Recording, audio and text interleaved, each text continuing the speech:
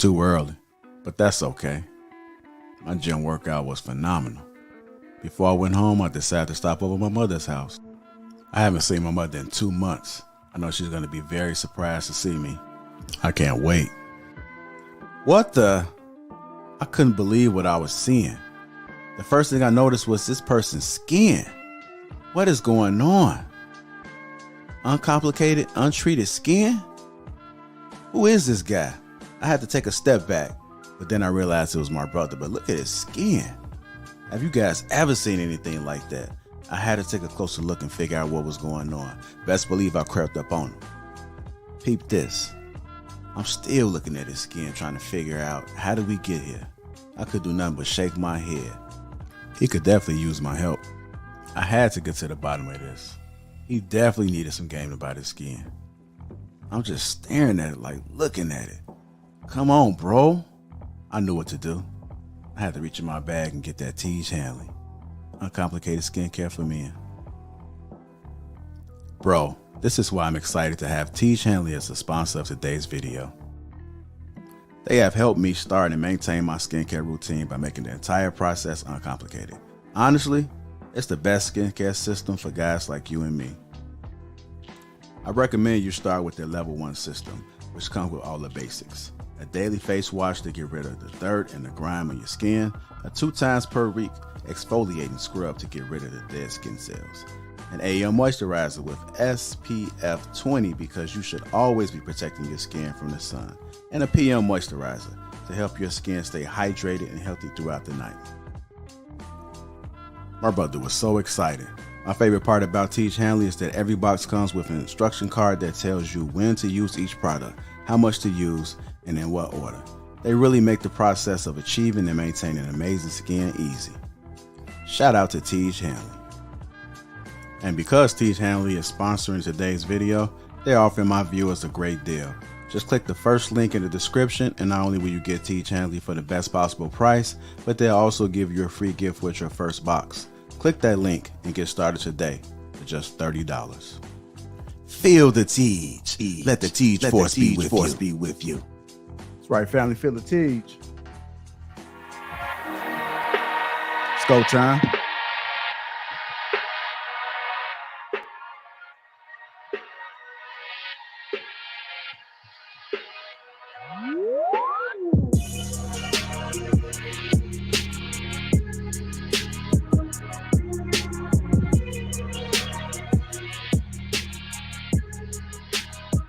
What's going on, family? Welcome to King Talking to Lapeef Network. To introduce the crew, we got Mr. Sir Hell, Ricky Williams, Shannon Rawls, Trigger Mike, Ali, Humble Dad, Mr. Let Go, and me myself on Lapeef JR.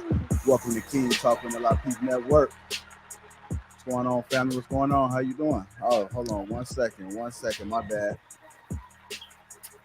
Peace, man. What's going on, brother? What's going on, brother? Peace, brothers. What's going on? What's happening? How's everybody doing? Good, family. We good. All right. I'm just gonna call you Illa. Is that cool? Yeah, that's what everybody call me, so that's perfect, baby. All right, well, welcome Illa to the show as well. Everybody doing? Y'all good? Yeah, man. Yes, sir. Shannon need to take off that shirt. You know what he doing? Yeah, J5 is over, bro. It is. That was last weekend. For days, bro. Man. Come on, Humble Dad. Man, you should have had your blue on, man. It's like you and Shannon look at uniform today. You Shannon. Nah, he know he always wanted to be a noob. He's representing this. It's cool, Humble Dad, to represent the red and white today. It's all good. I ain't tripping that your Founders Day was the other. It's all good, yo. All right, well, it's good to see you guys in attendance, man. Before we get the show started, make sure you guys hit the like button. Also, make sure you subscribe to the channel. That is the only way to get this video out right now. It's going to be an epic show today. I just feel it in my veins. So hit that like button. Also, make sure you subscribe. Shout out to the sponsor, Tej Hanley, Uncomplicated Skincare for Men. 30% off along with a free gift. That link is in the description. So if you want to get your skin in care, men, click that link. That's the only way to get the discount along with the free gift. Let me see who we got in the chat right now. Marcellus Davis, Jolie, I see you in there. BZ, formerly Baby Zaddy, Dale, Jordan Laundry, Shout out to all the Green Gang that's in the chat. Good to see you guys. If you want to become a member, that link is pinned to the top of the chat. And that's how you become part of the Green Gang. We do have some things we plan on doing this year that's much different, but gives the Green Gang the opportunity to upper hand, so to speak. Y'all ready to get the show started? Yes, sir. Yes, sir. All right. Our first topic of the night is, can money buy you happiness? I got a clip to play with this. Money can buy happiness. So here's what money buys you. Money buys you freedom. And freedom is pretty damn close to happiness. Now, what you do with that freedom is up to you. An unhappy person is rich or poor. It doesn't matter. But what I will tell you is the struggle of being in survival mode is a very dusty life. Some of us have not experienced true happiness right now. I want you to think about that from the perspective of like some real old heads. They just like unbothered and unfazed by life at this point. Like they just got so much wisdom, but you know they ain't never had no damn money. I could be dead wrong, but I think happiness is a being. The money doesn't matter to your overall being. And so if you're in happiness, if that's your existence, then yeah, money can't really affect that. But I do believe money can buy you dopamine. All right, that's a clip right there. Can money buy you happiness? Go ahead and talk about it, fellas. Who wants to dive in this topic first? I think money can't buy you happiness, but it's a damn good down payment, right? So I think there's a medium, right, between there's suffering and then overindulgence, right? So right there in the middle is usually where people can find happiness between those two things. Likely not happy if you're suffering. Likely in America and around the world, we know suffering is equal to poverty and not being able to improve your circumstances.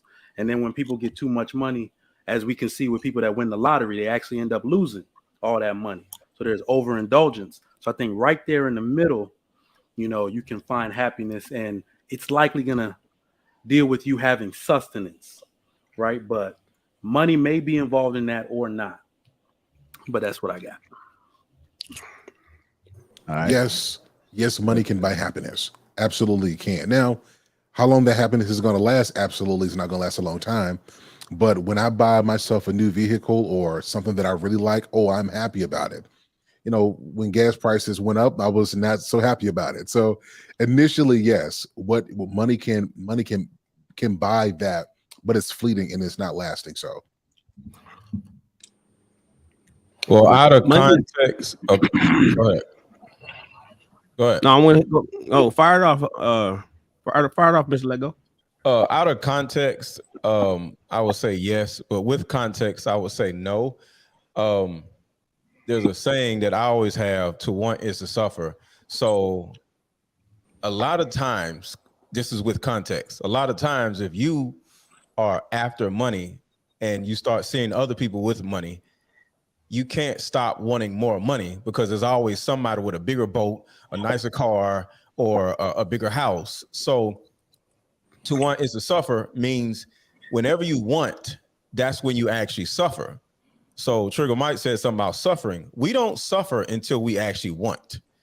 So when we start wanting something more, that's when the suffering actually happens. So from a contextual standpoint, if you don't want, say you're poor and you're or somewhat okay, your family's good, you're already happy because you don't want more. So the people who actually want more are usually the most unhappy. And the people that usually want more are the people who have a lot of money because there turns into this, I want a bigger boat than the other person. So within context, money does not make you happy. It actually can cause you to suffer more because you get addicted to more money. Yeah, I think if I wanted to put my 2 cents in, it's like, what makes you happy? Ricky, keep it simple. What makes you happy? Yeah, if having the best car, be able to say you got the best car, you drive the best car, live in the best place, that would make you happy, then yeah. Right? What make you happy? Shit. Can you buy respect with money if that makes you happy? How about love, ladies? Can you buy that? Can you buy time back with your grandmother? That transition? What makes you happy? Well, I look at it. Can I jump in there? But I agree with everybody so far. Well, to the degree. I think you can't buy happiness. I think what money can afford you is approval and acceptance. I think you can buy that. I think a lot of people will approve and accept of you because you'll have certain items or certain superficial things that vain people deem as someone who's about something. But as far as happiness, I think that's something you got to acquire for yourself.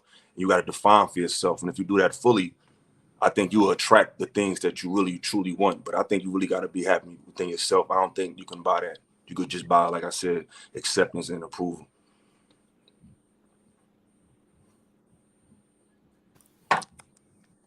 It's an interesting question because I'm thinking about what each person has said, but I think about what you all said about the things that you can buy. And most of those things that you can buy, and we say it's happiness, I would say that most of those items are depreciate, right? So I would say, yes, you can buy happiness, but it's, as one person said, it's only temporary because it is conditional. And so that's not, I wouldn't want to buy happiness in any regard because it just as I got it, I could lose it. I would much rather have joy than happiness. Nice. Wow, that's why he's the doctor, y'all. That's why he's the doctor. My man, Humble Dad. Shout out to the Sigmas, Phi Beta Sigma. Listen, me and Sir Hale is lockstep with this one. I believe that you can buy happiness. Why? Because happiness is an emotion. Everybody, I think what we're mixing up is happiness and joy. Those are two different things. Remember, joy is an inner feeling. Happiness is an outer expression. And so, listening to some of the brothers, I think they're describing joy, but discussing happiness. And when you think about the 6 basic emotions, some say it's 7, others say it's 8, but there's 6 basic human emotions. There's happiness, there's sadness, there's fear, there's disgust, there's anger, and there's surprise, right? And happiness, being an emotional state, gives you the feeling of joy and satisfaction and contentment and fulfillment. And when you got money in your Bank of America checking account, if you have $50,000 in your Chase or Wells Fargo checking account right now, and you are in need of a little bit of contentment, and you want to go and get fulfilled and get a little bit of satisfaction, you could take some of those dollars of that 50,000 that you have sitting in your checking account and go purchase some things that will bring you that. See, the question isn't will money buy us happiness and let it last all day, all year, all month for the rest of our lives? Can money buy happiness? The answer is absolutely yes, especially if you know where you're shopping. So in my opinion, money can buy happiness. And in my experience, typically, and I'm not saying none of you brothers, I'm not coming at y'all, but a lot of the people that I find that they say money can't buy happiness typically don't have none. It's kind of like, the whole, beauty is only skin deep. I hear that from ugly people. That's a fact. So get some bread and then come back. I mean, I'm talking not 100,000. Get a lot of bread. And I guarantee y'all gonna be some happy motherfuckers out there doing some happy things and shit. Can I say something? What about the people that's millionaires that kill themselves and they got everything? Well, see, that's the inner part. See, that's the joy. They're not joyful. They could be going through a whole lot of things. It could be mental issues, it could be all kind of stuff. But those millionaires would not trade their wealth to be poor and say, well, now this is what I needed all my life. No, of course, that's extreme. You know what I'm saying? You don't have to be poor or millionaire. But that's my point. See, so that's so then we talk about the extreme of the rich. See, there's a lot of rich people. There's 3,300 billionaires on the planet. 3,300 with a B, not an M. Billionaires. Not too many of them are unhappy. It's a small percentage, but you know, it's kind of like the loud minority thing. Oh, well, look at this person, or we look at an actor. Look at, you know, think about Robin Williams, you know, who deleted himself. And we say, wow, we try to figure out what was wrong and what was going on with him to make him want to do that, because he seemingly had everything he needed. Certainly wasn't money. You know what I'm saying? He was a $20 million movie actor. So what was going on? Well, then we got to start digging in. But then when you think about the grand scheme of all the actors out there, the ones that are making money, they're pretty happy. Same thing with rich people, wealthy people, not rich. I'm sorry, wealthy people. Typically, there's some happy folk out there. Yeah, it's about the want for more to me, because like I said, I think money is a huge part of happiness. But it's when you start wanting more money and you start feeling this need to have more than somebody else that has money. Because when you have money, you start being around people who have money. And now you start realizing that you're broke compared to people around you. And now you want more money. I be in situations like that. Like, I literally be like, damn, I'm the brokest person at the table. You know, did you just flex? My house and is it only causes you 5,000 to square suffer feet. more Mr. Lego because trying you to flex. want more money. Yeah, okay. Yeah, you Go flexing ahead. on us.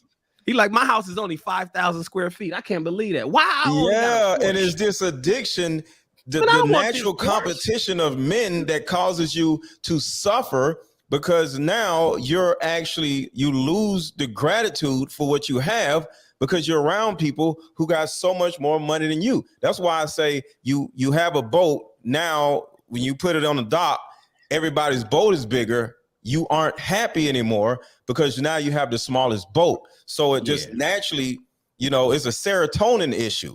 You know, somebody said dopamine earlier. I disagree. It's a serotonin thing. You want to feel at least adequate with your little boat that's in the pier. So now you feel the need to suffer more to get a bigger boat when you don't need a bigger boat. And that's when the unhappiness comes in, when you're around other people who have money. Let me get the flip side to what you said, Mr. Lego, because I agree with that. I think a lot of people use money because they think they're going to win people. Like, some people buy a nice home or a nice car and think that once they arrive, their family going to finally love them. People going to come and visit them. They get the big house and, you know, plan the big dinners. And the truth is, if they didn't like you before money, they're not going to like you after it, right? And I think that amplifies the lack of happiness, because, again, Tell that to professional ball players. Oh yeah, what I'll talk to them in 3 years. Yeah, let's talk to them in 3 years. Bro. Yep, and that's what I'm saying. Like, it's whenever your happiness is predicated on someone else's perception of you, you're setting yourself up for failure, and that's what I'm really getting at. And whether this is trying to get the bigger boat, trying to impress someone, or trying to win people, you're trying to win someone, and that's just a recipe to mess it all up. So if you're going to do something, get you a house that you like, that you can drive, that you can afford comfortably, and be happy with that. Same thing with the car. And then let those who really rock with you celebrate with you. But anytime you start using what you have to win people in any way, that is going to show you how lonely you are, and it's going to screw up your happiness. And that boat at the pier thing, I know somebody who had that issue, and it's actually a real issue. It really makes you feel like crap having a little boat when everybody else's boat is so much bigger, and it's an issue. I can't say it's an issue for me, but it can be an issue.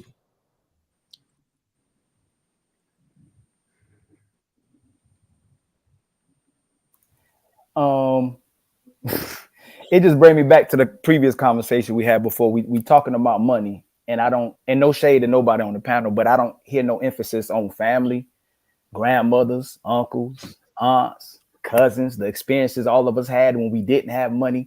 And, you know, one of the other panels I told y'all, like, I've lost all my grandparents, all my uncles, all my aunts. And those experiences I had with them was the most happiest time I have in my life. So it's like, there's a saying where the best things in life are free. So essentially, without having something to live for, there is no happiness. You know, living for money, cars, houses, and material possessions without anybody to share it with leads to a life of misery, I would think. You know, we were supposed to buy food, shelter, and experiences money brings as an extension of yourself to give the people we love, I would think. So I believe we're supposed to make money. And well, y'all know it. You ain't supposed to make. You supposed to make money. Money isn't supposed to make you. And I just want to put an emphasis. Like, I'm not sure if y'all remember, but the happiest time some of us were is when we didn't have money and spending time with our family or the people we love. So essentially, I always thought we went money to share it with the people we love. I'm not saying to be broke, but I'm saying that everything we're sitting here talking about money, I would and suggest it's like you're talking about joy, not happiness. No, it's happiness. Yeah, We're supposed to live for. You're talking about semantic. joy. It's semantics at the end of the day. Happiness, right? joy, It is semantics. No, Because it is. happiness and joy are not the same thing. I Hold don't on. know who told Depends y'all on who you that. ask. That's not They're true. similar. They're very similar. No, no. Happiness is about what's happening to you. Yeah. Joy is about something inside. It's inside. It's different. Yeah, joy is inside. You could be happy inside too. You can't be we about happy to do. inside.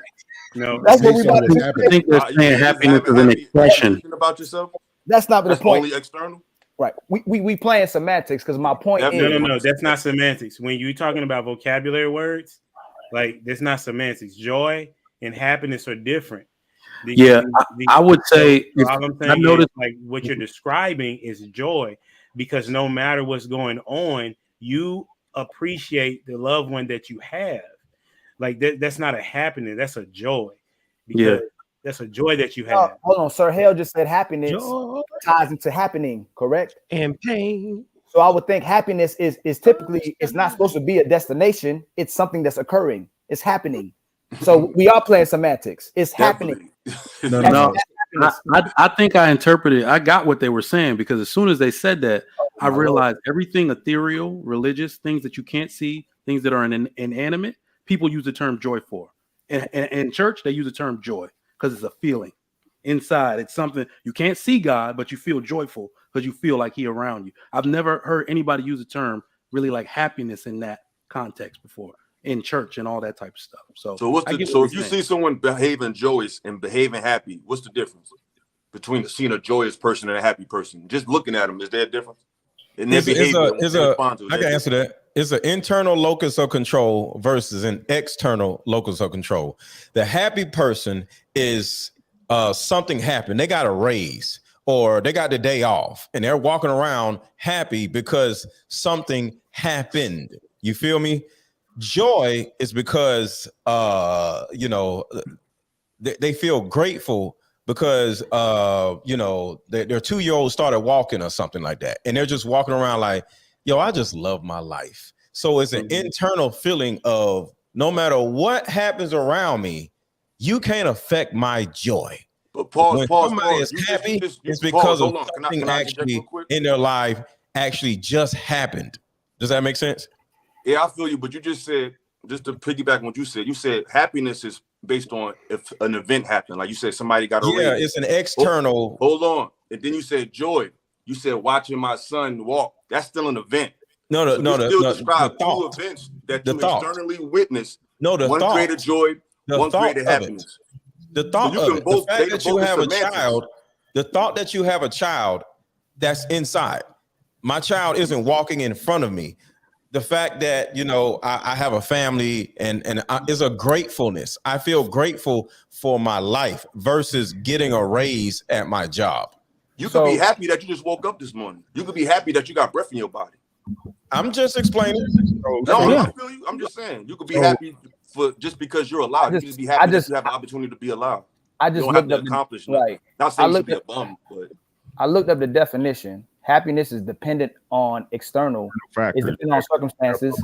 Joy is independent of independent of circumstances. Happiness is dependent on circumstances. So essentially, what happens when a baby is born, it has to be loved for it to even have any fathom of being able to be happy.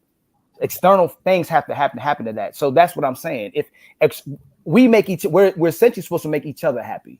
And then eventually you live in a state of happiness. But if you're not loved, if something around you, if your environment is in chaos, if there's no peace in your life, it is void of being happy. But the things outside of you is what adds to your happiness. They're two sides of the same coin. Yeah. All right. That's very different than semantics. So we see the difference in there. That's what we were saying before. And it's important to know this. And this is why it's important. because a lot of people interchange these things, and when they lose something, they lose it. Like if you've lost a car or home, you lose yourself. When you have joy or you lose a job, you recognize that what you said before. I've got this joy in myself to know that even if I've lost, I can win it back again. So I'm not going to lose me because I lost stuff. I got to stay me. You see what I'm saying? And it's important to know the difference between that, so you don't let what happens externally affect what's going on inside of here. And Just keep in mind, internal locus of control versus external locus of control. right. So you're saying, are we agreeing that happiness is external and joy is internal? To a certain degree, yes. Okay, so if that's the case, if it's external, that's mean it's outside of you and more than likely can't be purchased or bought. Thank you. Score. Meaning money can buy happiness. I disagree. I'm gonna tell you why. Have any of you guys ever been hungry and homeless? I've been hungry. I've been hungry. I've been homeless. I've been I've been homeless. hungry and homeless. I was me and my mom was homeless when I was a kid. So yes. So let me tell you, so Miss Lego, like you ain't got no money to get nothing, and you got joy, you ain't happy about nothing, right? And then let somebody bless you with that. That's what we talk about when somebody somebody blessed you with something, and now you can go to McDonald's and get something from the dollar menu, right? Like I said, that event makes you feel happy on the inside. So I think it's a matter of perspective. A lot of people, we take for granted the stuff that happens because it's just normal to us. Someone in a worse condition, what we take for granted, it means everything to them. You see what I'm saying? And I was absolutely happy getting that $5 to go get something that I would take for granted. You see what I'm saying? So You don't disagree with Ricky, Sir Hale. You actually agree. I think you didn't hear him good, but what you just explained is exactly what he said. But the main point is what I mean is the double cheeseburger is external, and I was happy to be able to go purchase it. That's what he said. That's what he was trying to tell what we doing though. Y'all are just saying what I said earlier when I gave y'all the answer about get money by happiness. Versus y'all this in we talk about money and people. Like, do y'all get what we doing though? No, I see. I know. Ricky, I know you. Ricky, I know you acknowledge what I'm talking about. But we took the time to talk about happy and joy when we would. Yeah, let me explain something real quick, Ali, if I could. When you're done, go ahead. Go ahead. Okay. When I grew up, we lived in the hood, right? I was very unhappy. I was mad all the time because we didn't have no money. We couldn't afford a VCR. It was just all this stuff. My mom didn't work, so I couldn't bring girls to the house. It was like I just wasn't happy, and I just walked around mad all the time, right? And I would come into the house, and my mom would always be happy, and I literally was like, "Mom, why are you always happy? Like, we live in a hood. We're poor. Like, I got a hole in my shoe." I was just angry. She said, remember I said we were homeless at one point. She said, "Aaron, do you not remember that we were homeless at one point? We're not homeless anymore. So regardless of what's going on, son, we not homeless. And every time I see you come through that door, it brings me joy because you're safe." And she literally said that. Sir Harold just made me think about that. And that is actually what happiness and joy was. My mom, she was joyful for the fact that I was safe and we had somewhere to live. I was unhappy because we didn't have no money. But it goes back to what y'all are saying. That means money can buy happiness. So, or outside influence may change your definition of what happiness was. Because when Venus Williams became a millionaire, she didn't know they was poor. I grew up in a household where we lived check to check and lived in different places. I got so much love poured in from my family that I didn't know we was broke or poor. So I believe if the outside environment is more influential than the inside, then it has an effect on how you define things in your life. So if there's a difference between people making you happy, and if those people can essentially give you happiness, or you let an external force make you change the definition of that, you're always going to need something from the outside to make you happy, when essentially whatever you need, it might have been right in front of you. If you chasing happiness, you might not find joy. Yeah.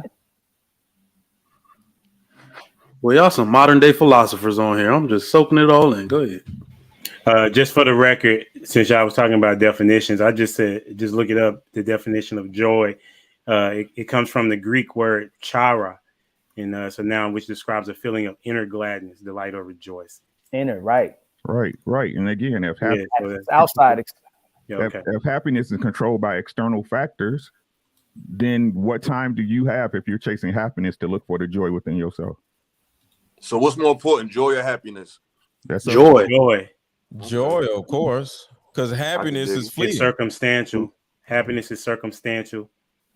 It's up to you. What, like I said, what was the question? Joy is like, regardless of what's going on, like I'm Money content. I'm content where I'm at. Happiness is determined by what did happen to me. I don't want to keep being combative on the subject, man. No, I think it's yeah. When a baby is born, like I was wrong. Baby is born, it needs people. It doesn't love itself. It can't be. It's not born joyful. It's born into this world crying, being dependent of human beings. The problem is when we try to replace human beings with external devices, money, or material possessions. So this is the problem with the world: is all we being validated with material things and outside things, not relationships, human beings, and not relationships. Yes, sir. We put luxury above humanity, and that's a lot of our problems. So then when we have these conversations, when we discuss relationships, brotherhood, and sisterhood, all of it is built on something that's superficial, and it doesn't make us superficial because innately we probably started a different way. But the outside impact of social constructs has altered our brains drastically to where we think money can actually buy us happiness. True wealth is relationship at the end of the day. The more like the quality relationship is really true wealth. You know what I'm saying? So I agree with Ali's saying. I agree. But money can put you in a better environment where you'll have somewhat, because it's all about context, you'll potentially have more availability to have better relationships. Because if you in the hood, you are only around, other than social media, you only around hood people. And there's a huge world out there where it's people that think differently than the people in the hood. But if you only got money, if you are only in the hood because you ain't got no money, you're stuck being around these dysfunctional people. But if you had money and lived in a better neighborhood, went to a better school, your parents were safer, they didn't, you ain't gotta worry about, you would actually feel more joy and happiness because of the safety of everybody. Your family is more safe. Therefore, you'll have more joy and happiness due to money. But everybody with money is not relatable. So you can have money and be around other people with money, and they still can have certain nuances about their personality that might rub you the wrong way, and they just might be super duper vain. But if you do have money, but you can get along with people with money. Everybody with money is not personable. Everybody with money is not understanding. Everybody with money options. The more you can move your proverbial chess piece around the chessboard to go here, go there, and live here and live there, or get this person out. Like you could be in the club and somebody in your face, yo, security, get this guy out of here. It's you have ways of keeping people away from you when you have money. You know what I'm saying? And I understand what y'all saying, but money can definitely buy happiness. But when you add context to it and it's the competition of the other person with money, then you can start feeling inadequate. Because like I told you, I want to push back. I be around rich ass people and that shit make me feel a certain kind of way. I want to push back on what you said though about the hood stuff, bro. Was you a bad person when you was in the hood? Me without context, I would have to say yes, because I was doing hood people stuff. Facts. And you didn't learn that was wrong until you got money? I had to do wrong in order to get money. Put it like that. That's not the question I asked you. I asked you, was you a bad person, right? Did it take you getting out the hood first to say, hey, I need to go a different way, I need to learn and do better? I had to become a bad person in order to get out of the hood. Okay. So even with that being said, the reason why you did bad is because you knew better, correct?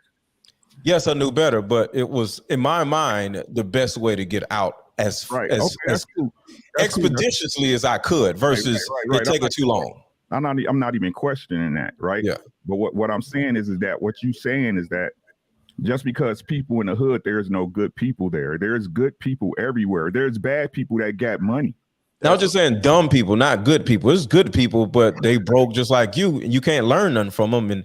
And a lot of people, a lot of times, you in the hood, everybody's dysfunctional. It's not many people that are extremely proficient, functional, and efficient in the hood because they wouldn't be there. So overall, the hood is dysfunctional. And if you only know dysfunction, you're going to think that's just your reality. But if you had money to actually move or go to another side of town, go to another city, go to another country, go to another state, you'll be able to see that there's more options out there versus the dysfunctional people in your hood, which will provide joy and happiness. Because when you go look at the Maslow's hierarchy of needs, one of the keys to happiness or joy is safety. And you aren't safe in the hood in most cases. So you move to a better neighborhood, you have more of an opportunity to find happiness and joy because in most cases, you're safer. But I agree with you, though. There's a lot of people in the hood that they may not have the best credit. They may not have the best money management skills. There's a lot of people in the hood with good hearts and that really have your back and really can deal with you whether you high or low. Some people, when you do move to better neighborhoods, they can only deal with you based on the fact that you live where they live. But if things happen, or if you fell on hard times or something would change your status, they wouldn't even deal with you the same way.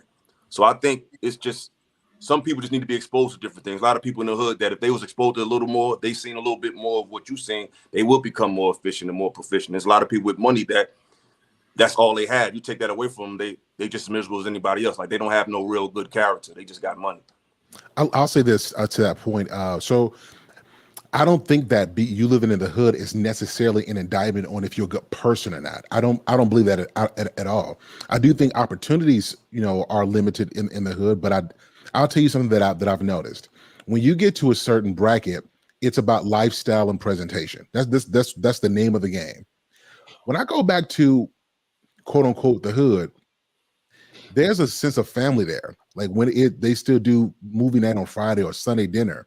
And even though I wouldn't want to particularly be there, there is an appreciation for people. Like when you get to a certain level, it's more of an appreciation for things. And so I think it's very important for people who have a little bit more not to assume that because people have a little bit less, that they are somehow not as good of a person. But equally as true, people who have less, don't look at people who got more and assume that they're snooty or they're not relatable, because you find good people, on both sides there. And I think we got to kind of let go of that bias. That's what I'm saying. I agree. You muted. My bad. I'm going to go ahead and transition. If you guys just tuned in, welcome to King Talking on Lapeef Network. Make sure you hit the likes up. Also, make sure you subscribe to the channel. We did have a few super chats come through. Eugene Steele, $5. Also, a member says, money can only make you rich. The excitement from wealth can wear off. Salute to you, sir. The Will 499 also member says, if you have a lot of money, can't make you happy. Let me get it first, and I'll let you know. Salute to you, sir, on that one. The Will again 499 says, happiness is temporary, joy is long lasting. I want to thank you guys for those super chats. Appreciate you. Let's go ahead and move on to our next topic of the night. If you haven't already, hit the like button. Also, make sure you subscribe to the channel. When should you address baggage? We're going to play this clip. I think you should address like baggage. On the front end, in the first couple of dates. If y'all not already together, within the first couple of dates, you need to start talking about what you got going on. Ooh.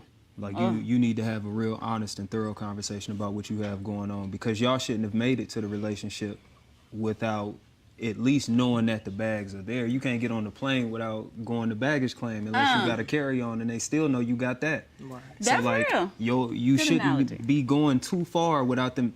I'm not saying you have to have completely exposed yourself and every demon that you got, every skeleton in your closet, but bruh, I need to know that you took inventory over that stuff before you came, because I need to make sure. It's not to say you're going to get rejected because you have baggage.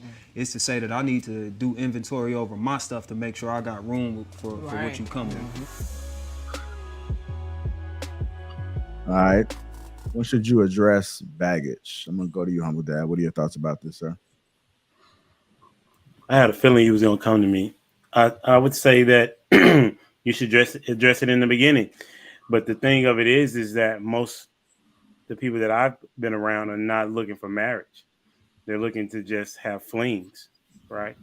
But me, I'm pro-marriage, so you want to get those things ahead of the game. You know, like for me, when I began to court or whatever, the first day was about like what your stance on politics, religion, you know, all these type of things. You know, and we talked about how were you raised, you know, things of that nature, because it's a whole lot more. Let me say it like this: it's a whole lot better for me to know what you got, like he said, and I can be able to say, okay, that's something that I can roll with, versus you tell me later on in the relationship, now I'm conflicted, right? And I gotta figure out if I still want to be here in this relationship. So I would say you want to do it at, you know, if y'all planning on kicking it, then it don't matter.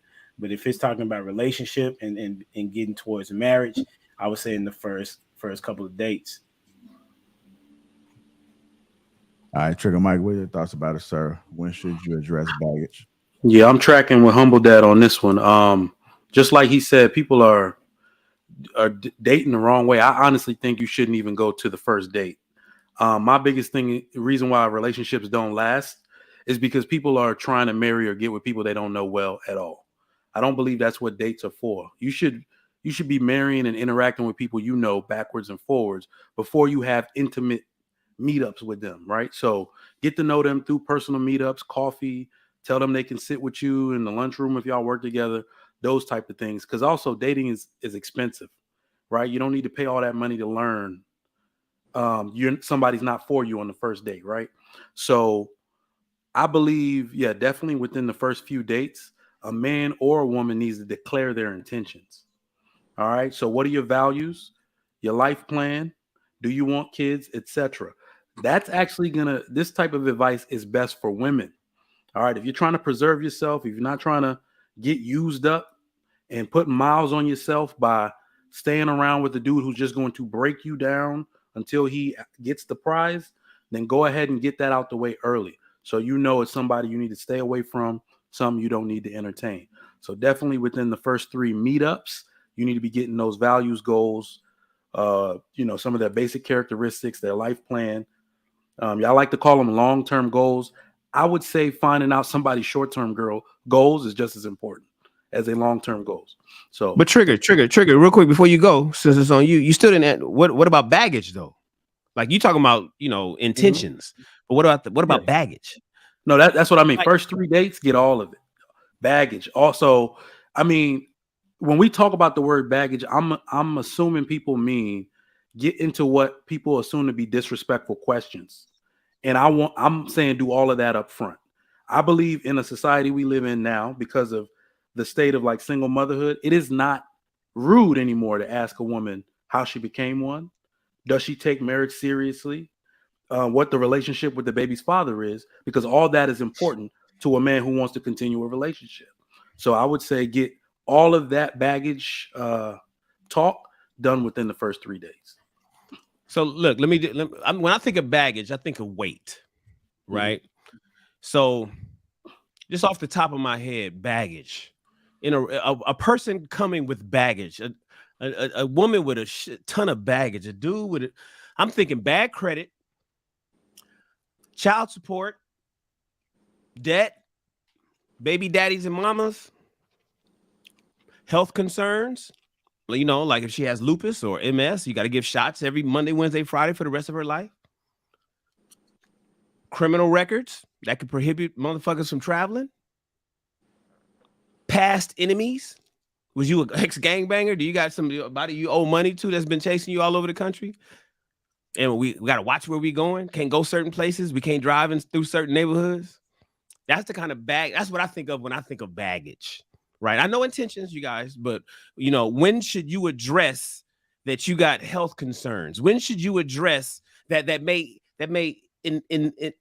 inhibit the relationship from freely flowing? When should you disclose that you are a felon? When should you discuss or address, as he has scrolling across the bottom of the screen, your credit score of 383? You know what?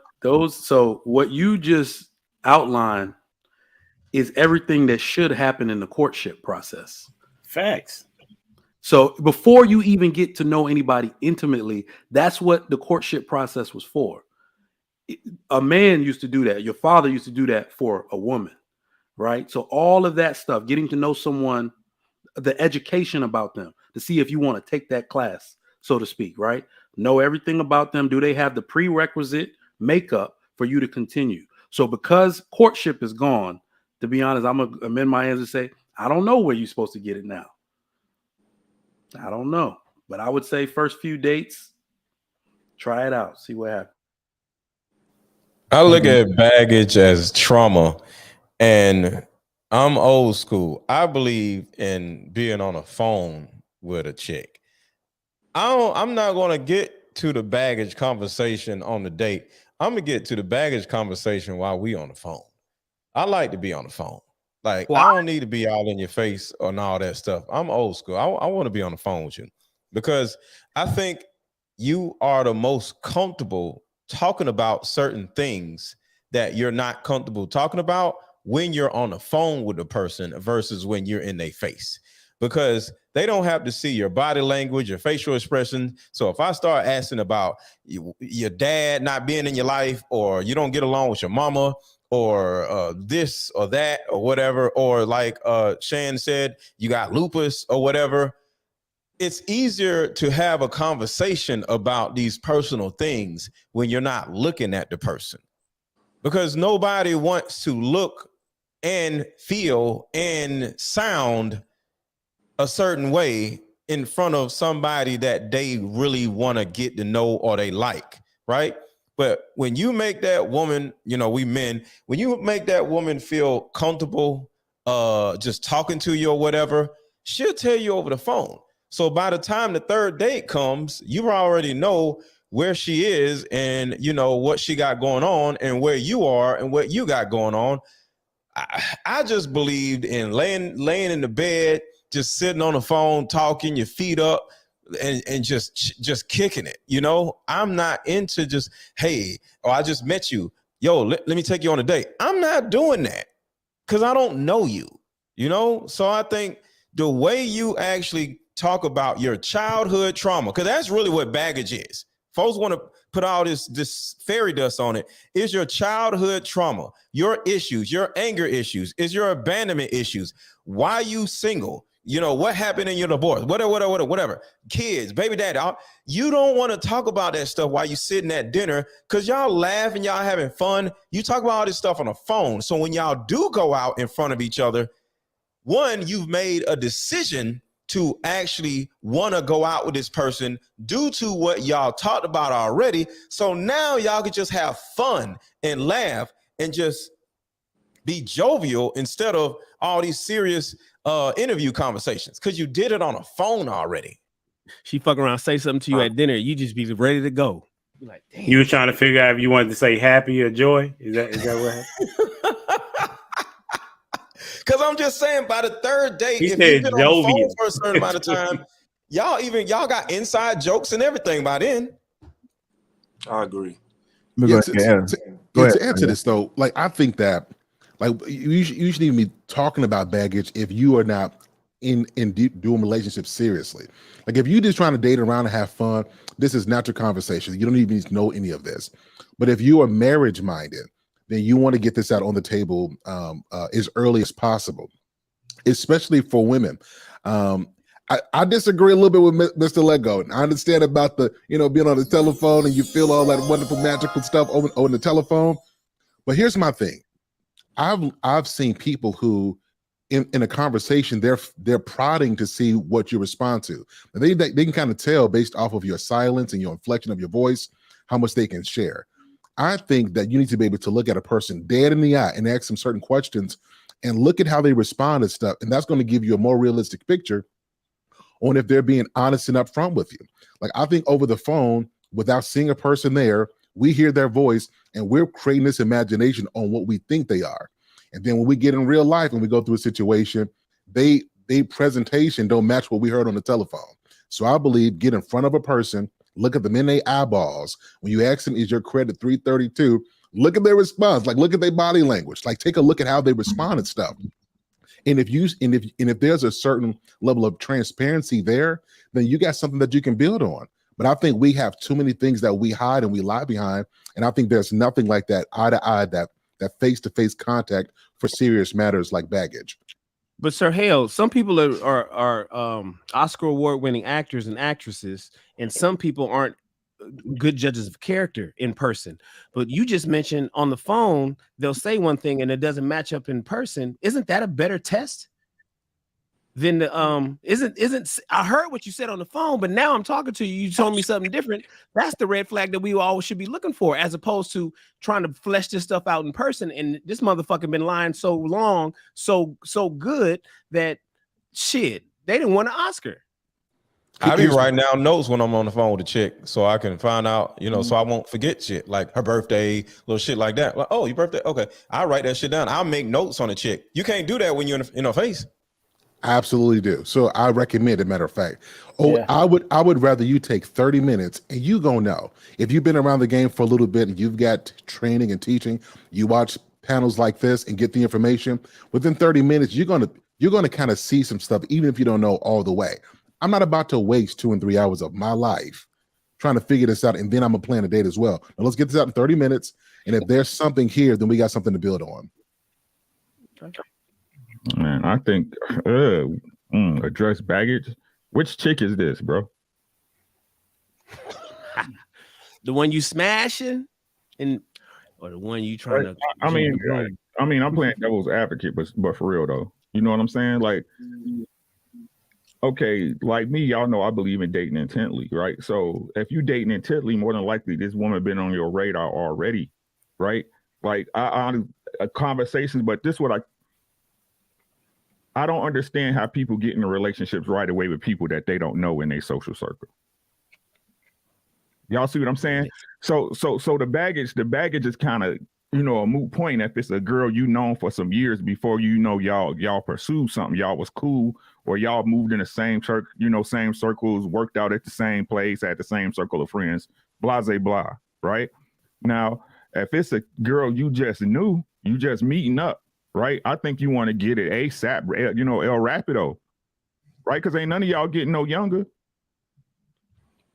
And I need to know, don't you want to know if this is somebody you even wanted to, they ain't going to even tell you everything. Let's be honest.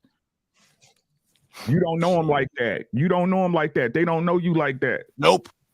Right? So they ain't going to give it up to you like that. You know what I'm saying? So you already got to think on most cases, hey, some stuff she ain't told me about, rah, rah, rah, roo, right? But even then, you already putting your resources into this woman. But to me personally, this question kind of leans towards what you want her for, what you want her for, and understand that these things take time, right? These things take time.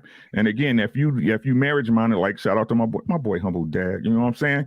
Serious about that business, you know what I'm saying? We ain't got no time to waste. We need to get on it, especially if we both out here putting out the message that, hey, we looking to be with somebody and build a life together, right? But at the end of the day, when do you address them in that case? When they happen, right? Because you ain't gonna know this person 100%.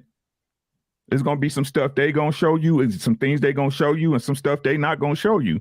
But that's where your standards should be established at the beginning, right? Because if that baggage come out and it was something you said you wasn't gonna stand for as a man, you need to stand 10 toes down on what you said, and vice versa. All right. I'm gonna let I just wanted to add what Ricky just said was dope. I think that's very important for men and women, but for sure men to have a standard before you go into the relationship. You should already have your boundaries set. I think Sir Hale may have had a reel on it, but yeah, you should definitely have your boundaries set. Go ahead, Ella. I think everybody had great points. It's just a matter of what you're trying to do with her, or how you whatever way you feel comfortable approaching it. You know, you might feel comfortable on the phone, you might feel comfortable in person. It's all about your personal disposition. But I think the most important baggage that should be discussed, I agree with Humble Dad and Mr. Let Go, as far as, you know, really where their mind is at, their trauma that they've been through, how they view certain social issues. It let me know a lot about how they're thinking, because it's like, even if I'm not trying to marry, regardless of where I'm trying to go with her, even if I'm just having fun with her, or whether I'm trying to make her my girl or make her my wife, I think the trauma is one of those things that really can't be fixed. I think, I'm not the credit expert, but I'm sure you can adjust your credit. You can always make more money. You can always find yourself in an economic situation to better yourself if you don't have this crazy record or you just totally destroyed your life. You can always fix that. But those internal things, those childhood traumas, there's no app for that. So it's like, where is she at with that, and how she responds with how she deals with the past. To me, that's the perfect trajectory of where I can deal with her, no matter what level. Because even if we just having fun, I need to know that your disposition is cool. You know what I'm saying? So I feel like knowing their trauma and knowing where their mind is at more than anything is the baggage that I have to address as early as possible, whether it's on the phone, whether it's in person. I think that childhood trauma and those past issues with their mind and how they develop, how they see the world is very, very important to me personally.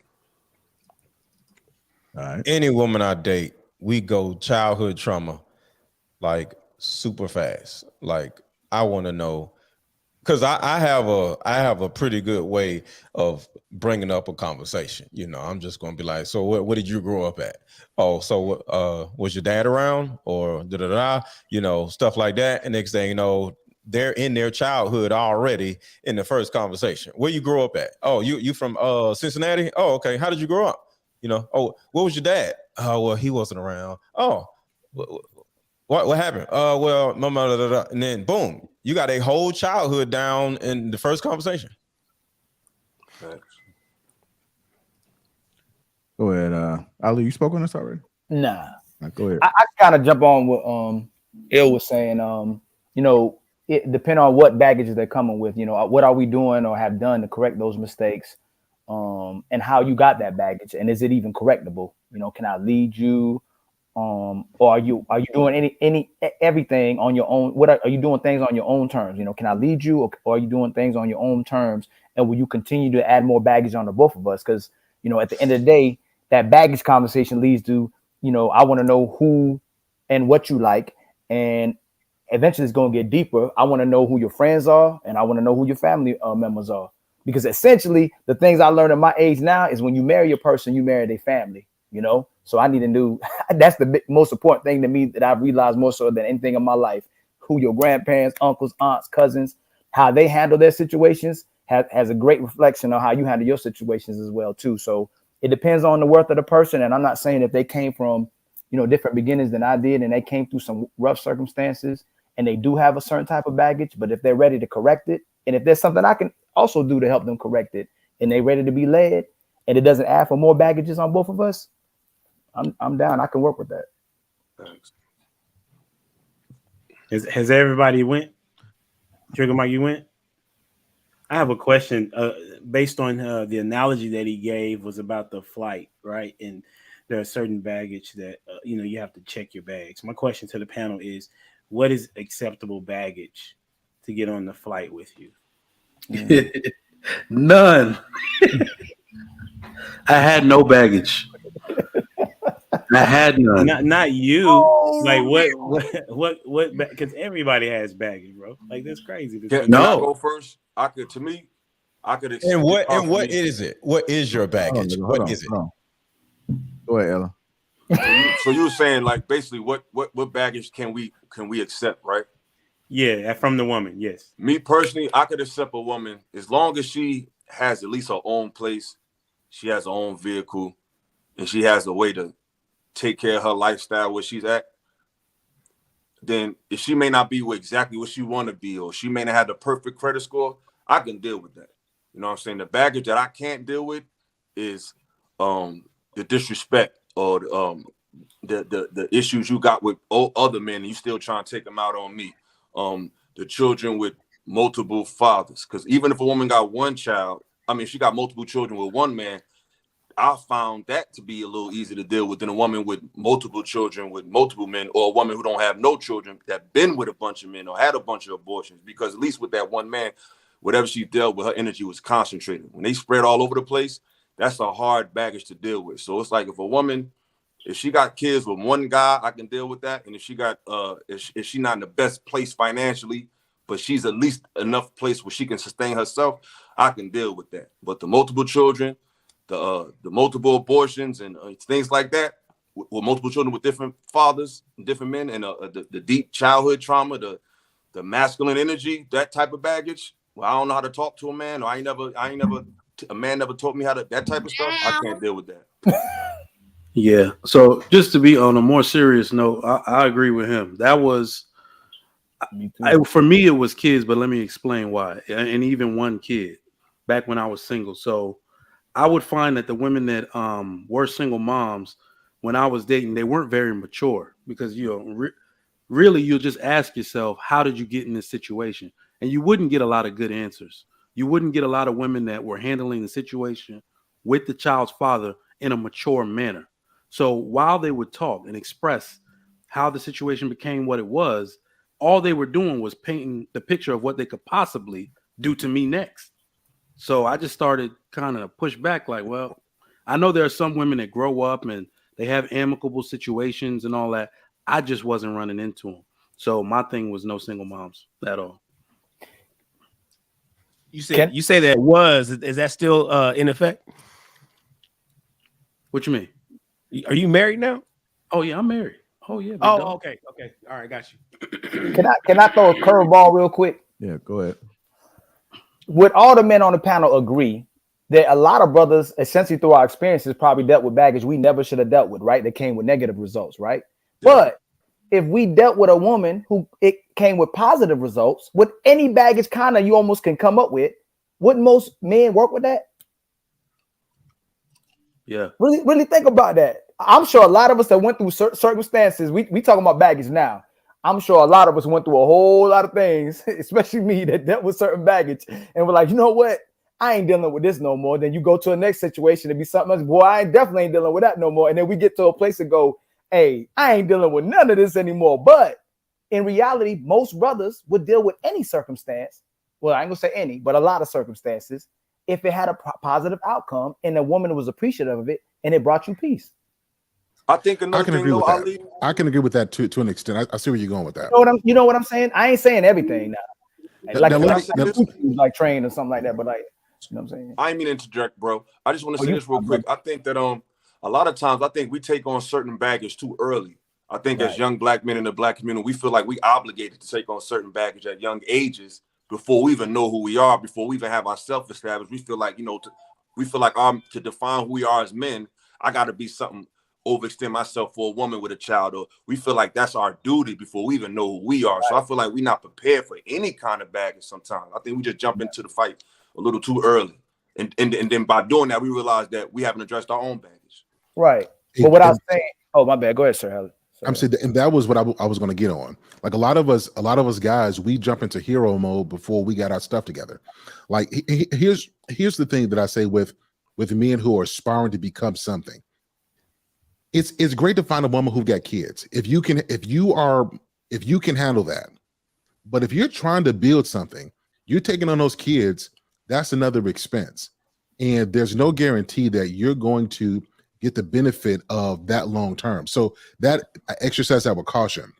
So I say the baggage that a man takes on, he has to really measure that and determine if that's going to throw him off course or if he has enough bandwidth to handle that.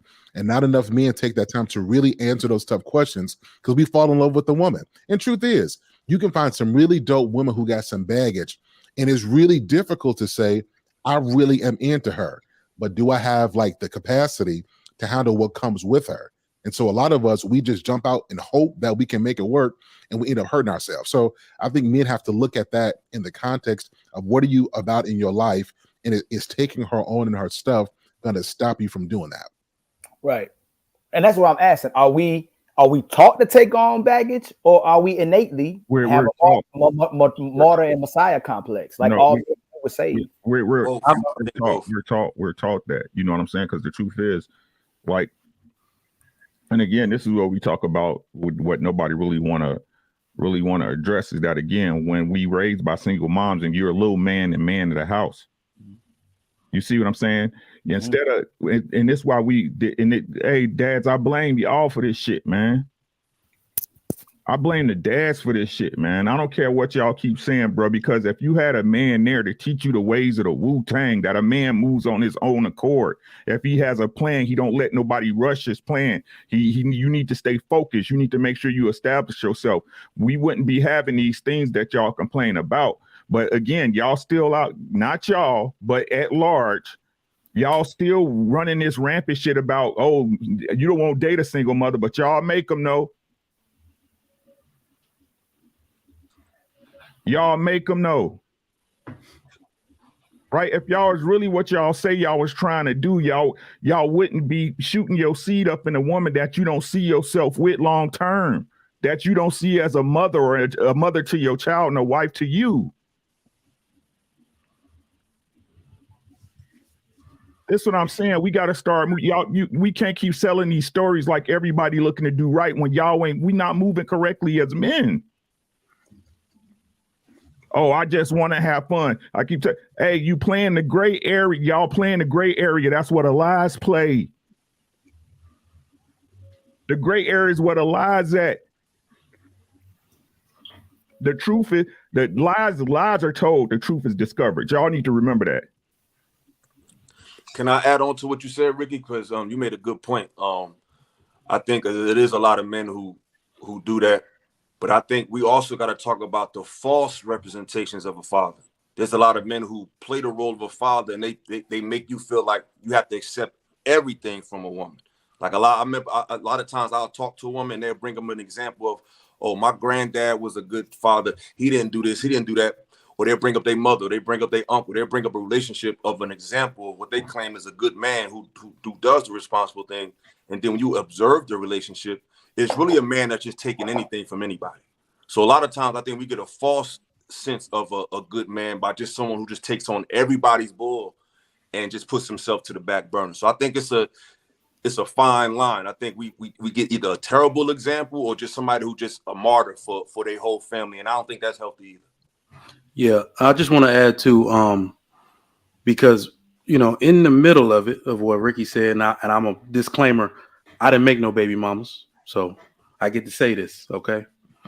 I feel like a lot of women today aren't worth their baggage. And what I mean by that, like, it's hard to find a woman that wasn't emotionally scarred or weighed down by their baggage.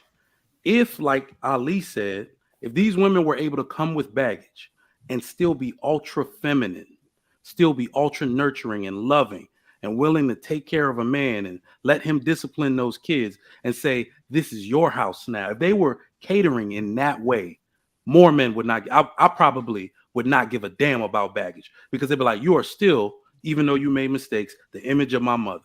You are still, it's that most women aren't worth their baggage. And that's really the big problem. Because I get what you're saying, Ricky. It is dudes contributing to making women that way. But there are women that took that road on their own. They went and procreated with the lowest ranking dude. They passed up all the dudes that would have did them right, and they put themselves in that situation. Excellent point.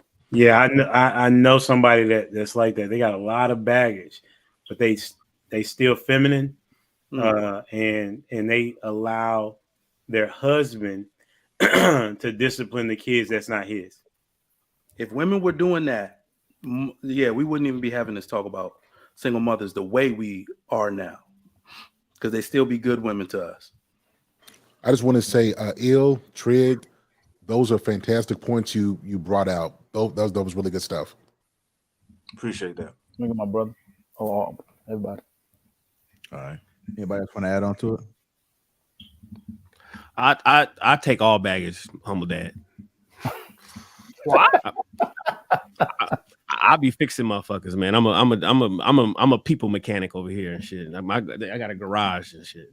So I take motherfuckers that's all broke. I take broke down jalopies, fucking salvage titles. I bring them all in. I clean them up so they can have all the bag. I take them all in, because if they willing to do the work, then then it doesn't matter what the fuck is going on in their life. I know, because I know how life is, and I know how things can happen. And if they are truly interested in fixing that car up and restoring that motherfucker to pristine condition, then I know how to restore them and I'll help them out. But if they're not really trying to do the work, and I find myself caring more than they do, then I send that job right back out. And I think when you have a certain amount of standards and requirements, and you're able to articulate those standards and requirements, because, you know, like Trigger Mike said, you know, most of these women have baggage or whatever, but they're not this and they're not that. But when you have a certain amount of standards and requirements, you're going to attract only the women that are close to your standards and requirements. Like for me, as an example, you know, wig wearers, you got to be this and that, you know, a lot of different things. So I don't really have the other women approaching me. So the only women that actually come into my sphere or whatever you want to call it are women that are feminine, are women that are my type, because I articulate it so much just on social media. And because of that, I can actually deal with the baggage that comes with it. Because just like Trigger Mike said, if you come with the femininity, if you come with the cooperativeness, I already know at some point your baggage is going to be out and I'm going to have to deal with it. But if you have, it's like a clean car with a clean title, but something's wrong with the transmission or whatever. You feel me? I know it's a used car, and I'm not calling women used cars or whatever, but I know there's something there. But the car looks great, it runs great, smells great. As long as the certain things are there, I can actually deal with the things that are actually going to come out. And like I said, I know how to converse with a woman where I can get those things that I need to hear out early, you know? So yeah, I'm okay. That's so interesting, Mr. Let Go. You say that women are children, but then you had an issue with comparing them to a car, but then that's the analogy that you use. Do you want to know? I would rather compare them to a child than a car, because that's still a person. You know what I'm saying? So let me speak on the analogy with the car real quick. My wife's transmission went out 2 months ago. I had to get her a new whip. So transmissions are so expensive to fix. It's the one thing that people aren't willing to fix when it goes bad, and they go get them a new car. I feel like that's relevant to this particular discussion. Yeah, look at the battery on the Tesla. Some, you know, 2013 Model S, the battery is more than the car itself. You can get the car for $23,000, but the battery replacement is $28,000. So it's just like Illa said, that childhood trauma. Some people is pricey. It just depends. But for some men, just don't have the time. You know what I'm saying? Some men don't have the resources. Some men don't have the patience to fuck with that shit. Man, just give me. That's why I lease. Give me just so I can turn that raggedy motherfucker in and give me a fresh one in 2 years. But don't compare women to cars, though, Shan. Women are cars. It's because men like cars. I think we've all done it. See, but the truth is, right? It's what that car, the man, what value the man think that car is. Ladies, hey, story time. Did you hear what I said? I love my cars. Right? You see what I'm saying? Like the lucky. Hey, I got a 1995 Chevrolet Impala, baby. Big body. Bubble. Any dude what the name of his car is, you're gonna hear him say a female name. Right. It's AD is the name of the car. Right. Nah. To everybody else, that car might be, hey, it ain't worth it. They need a new transmission, by the way. Shout out to Trigger Mike. You know what I'm saying? Right? But because I done been through it with that car, me and that car done seen so many things, right? That car put in the work. I'm gonna get that car transmission.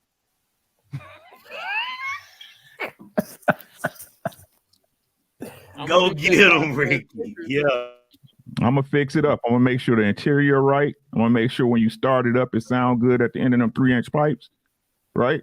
Because that car put in time. It's been there since the beginning. I love that car.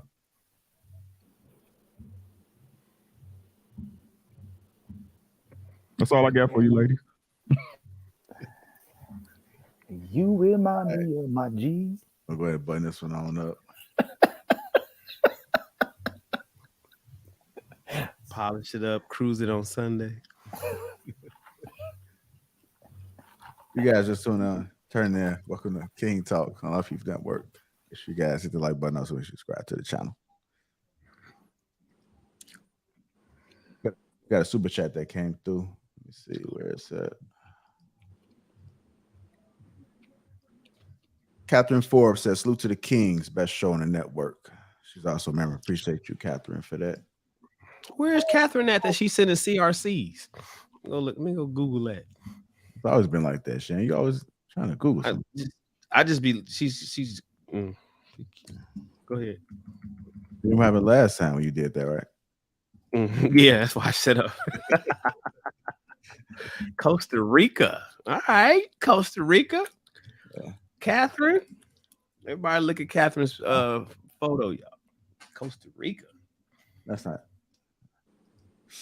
All right, let's go. Move on to our next topic of the night. Next topic of the night is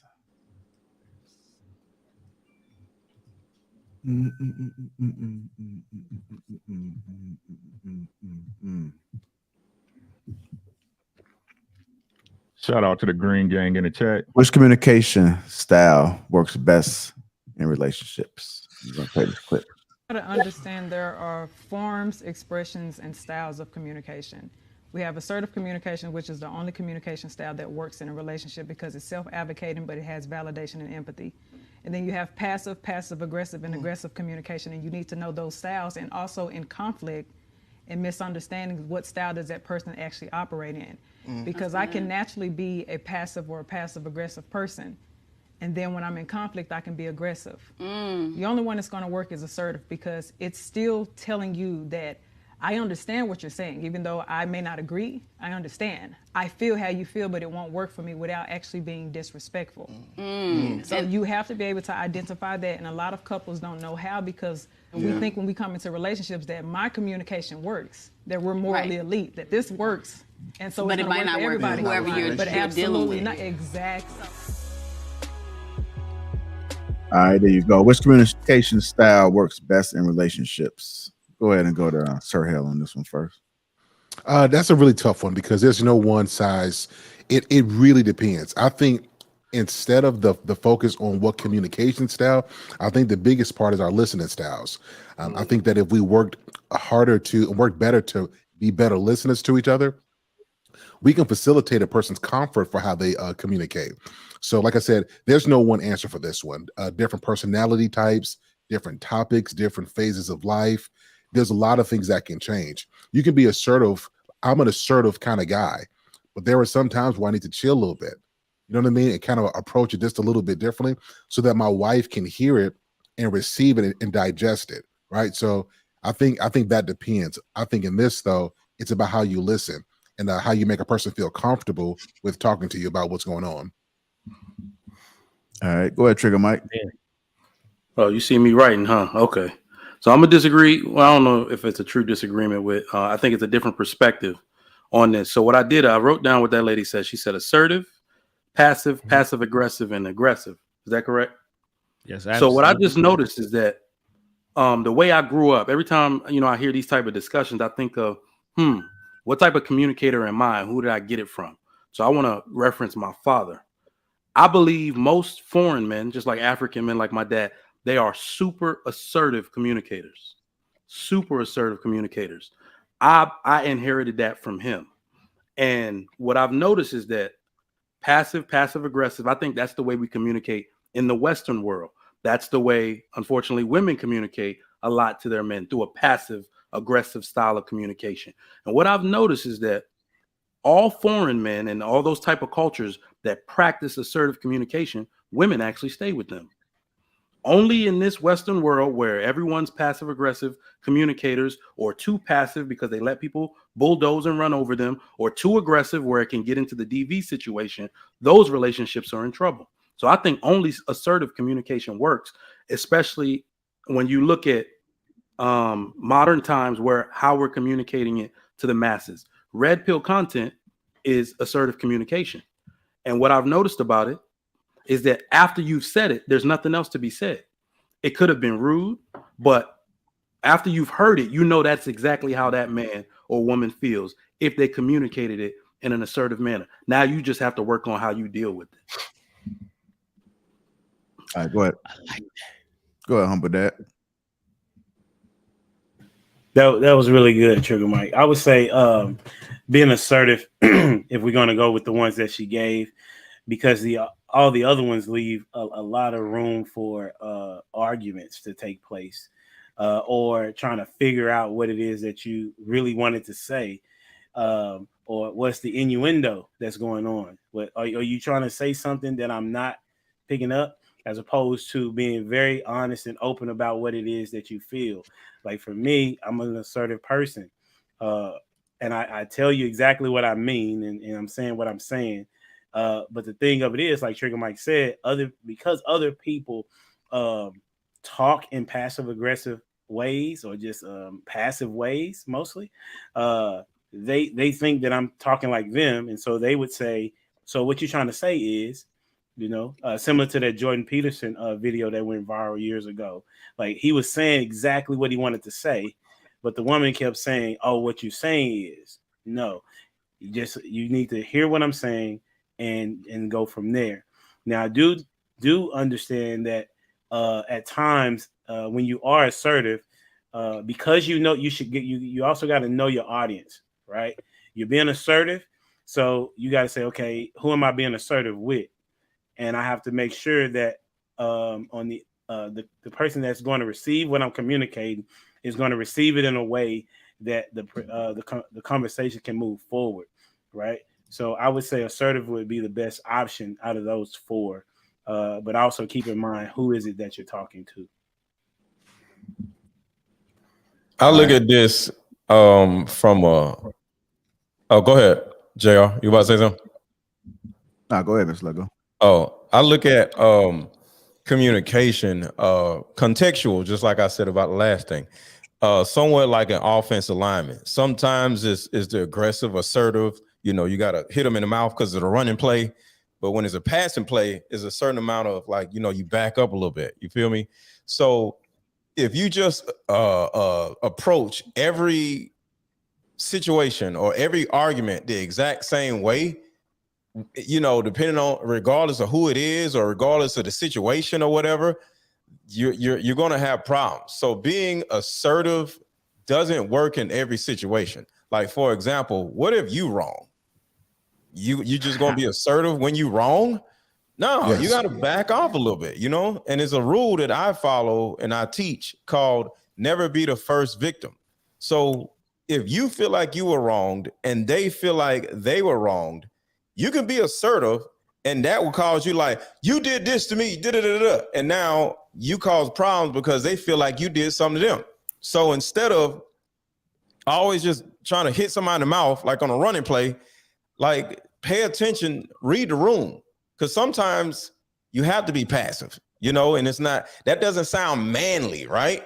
But at the same time, like Sir Hale said, you got to know when to listen, and just instead of just jumping off at the line and just, you're going to fall on your face sometime, depending on what type of running play it is. So you got to know, you got to read the room, read the defense, and know when to lunge forward and when to back off. So don't be the first victim means allow the woman to be the first victim. Let her deal with whatever is on her mind or on her heart. Be a little passive, chill out, listen to her, and then be assertive. But all this assertive stuff, it sounds cool, but it just doesn't work on every play, like in football. It's not aggressive. It's assertive. Like, okay, I'm not going to even address your point. That's your opinion. I believe in being assertive with open and active listening. Right? But why would I be arguing the truth? What's wrong with being assertive with the facts? This is what it is. I understand you might feel a certain way about it, but this is what it is. And again, if your woman was smarter than you, greater than you, or right, she should be able to prove that point at that time, correct? So what's wrong with being assertive and you correct? If I'm wrong, why am I arguing with you? As a man, that's dishonorable. My girl was white. I was wrong. But what if you think you are right and you're wrong? I wouldn't. No. If we're talking about in the context of us having a debate or argument, why I wouldn't bring it up if I thought I was wrong. But what if you think you're right? That's the question. I'm not going to argue about it unless I'm right. But you may think you're right and you're wrong. That's what I'm saying. No, you might think you were right and you're wrong. It wouldn't be an issue with me if I wasn't right. What? Okay. It wouldn't be an issue with me if I wasn't right. What I said was you may think you're right and you're wrong. No, I'm right. Saying. I'm right. Otherwise, it wouldn't be a discussion. Okay. Can I jump in there? Yeah, go ahead. I think everybody made great points, of course. I definitely respect what Trigger Mike was saying about the East, African cultures and how assertive. But I really like what Sir Held and the approach that Mr. Let Go spoke of, because at the end of the day, and Ricky, I appreciate you too, because you keep it 100. But we got to be honest. We dealing with women here. It's not always about the facts with women. It's not always about what makes sense with women. It's like I said the other day on my page, men listen with men sometimes wear their hearts on their sleeves, but women wear their hearts on their ears. So it's not really about even assertiveness or passive aggressiveness sometimes. It's really just sometimes about your word choice. And to really pick the right words, like Sir Hale said, you got to re-listen, because you could tell somebody what they don't want to hear in a good way or the bad way. They still going to be offended. So why not at least take the high road? If I tell somebody, hey, your breath stink, or I say your mother effing breath stink, I'm telling you the same thing, but I could say it in a way where it kind of arrests you, so it makes you put you in a state where you don't have to just jump back at me. So it's really just you really have to play it by ear. You know what I'm saying? Because women are not listening to the facts. That's why we in a situation in the first place. Not listening to the facts. No, hold on. You in that situation. I never said I was. No, hold on. And I'm not. This is just me being rhetorical, right? I'm not trying to throw shots. What I'm saying is this: I would not be with somebody or involved with somebody who gets offended when I present facts to them. I agree with that, but at the end of the day, we're dealing with women. So right. A woman could be. So let me respond, because I was still talking. When you're dealing with a woman, she could be. We're dealing with women, bro. They change. So you could be with a woman who's been consistently a good disposition for about 7 months, but today she goes left. Women are not fixed emotional creatures. They emotions vary. So it could be a woman who's always been agreeing with you, who always understands your position, but that day she may not do that. So all I'm saying is you still have to be flexible. You can still get your point across without being a punk. You can still be assertive. You can still be direct. I like being direct more. I'm assertive, but I like being direct. Assertive is not being a punk, nor is it being aggressive. No, I don't think it is. I'm just saying. That's what I'm saying. So I agree with you, but I'm just saying you can still say what you need to say directly without offending her, because women are very sensitive and they don't listen to words. They go by how it feels. Hold on, Illa. Hold on. Again, if we want to keep saying up here that we understand the nature of women and we supposed to be men, her emotions do not matter when the truth is being presented. The truth is the truth. The truth could be soft or hard. It's still exactly. So why should I move out of my masculine state of being assertive to save her feelings when I'm telling her the truth? Assertive is not tone. I'm just saying it's not about the truth all the time. That's digestible to her. It's like if I'm dealing with a child. If I got a child, right? She's 4 years old. She's wrong. I'm not going to come at her like I'm going to come at my son, even though they might do the same thing. She's a child. So you can still, you just adjust your message for the audience, but the message is still the same. Being a man also knows when to make, like Mr. Let Go said. You could be run blocking or pass blocking. You're still blocking, but it's just modifying it. That don't take away from your manhood. That's really giving you an advantage, because that's what I said. She got you don't mean she always got you. That's what I said. I think this is why it's important to know what words mean, right? Assertiveness is not about tone, right? It's about what it is that you're saying, and just so that everybody knows, from Berkeley Wellbeing Institute, the ability assertive communication has been defined as the ability to speak and interact in a manner that considers and respects the rights and opinions of others while also standing up for your rights, needs, and personal boundaries. Okay.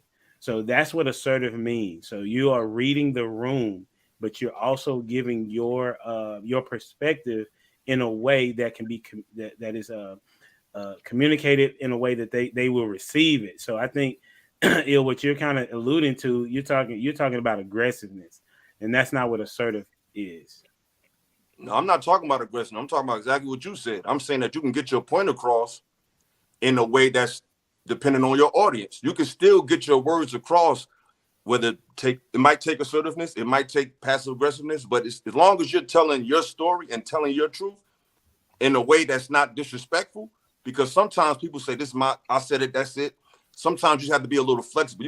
Just because you're being flexible don't mean you're giving in to her emotions. Passive aggressive is not good. Passive aggressive leaves room for interpretation.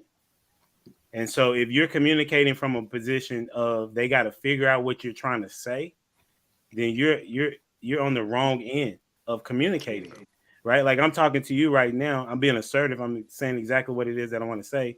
And I'm always low key with my tone, right? But I'm just telling you that it doesn't matter about the tone. It's about how it is that you are talking to that person and you're respecting that person, right? That's why I say you got to read the room. That's all I'm saying. Yeah, and I'll say passive aggressive is the worst communication style because it introduces sarcasm and dismissiveness.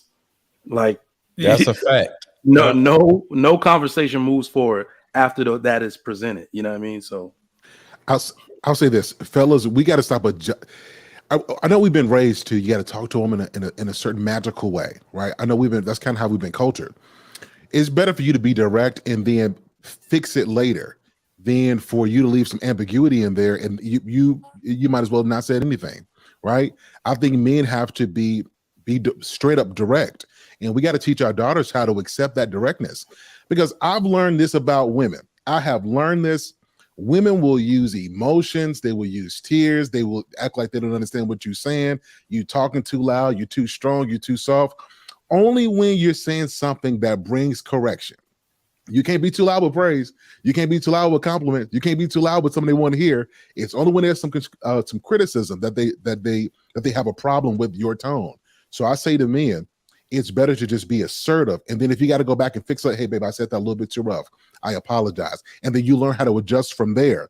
But too many of us put too much thought into how she's going to respond, which changes what we say. And that comes off as weak. And I think men have to be firm in what we say and let the chips fall where they may. I totally agree. I'm all about direct and assertiveness. I'm just saying it's just a way to do it. It's not a fixed way to be assertive. It's not a fixed way to be direct. It varies with who you're dealing with. My whole thing is you can't pass the ball on every play. You can't run the ball on every play. Every situation. Why come you can't? Why you can pass every situation is different and every person is different. You have to read the room. You said that yourself, humble dad. You have to read the room. You cannot just be coming in, just passing the ball left and right. And because reading a room is just like reading the defense. You look and see what they doing. And I'm not going to say what they do dictates what you do. But when it comes to conflict, it doesn't make sense to not pay attention to what they're doing. It shouldn't dictate what you're doing, but it does have something to do with what your approach is.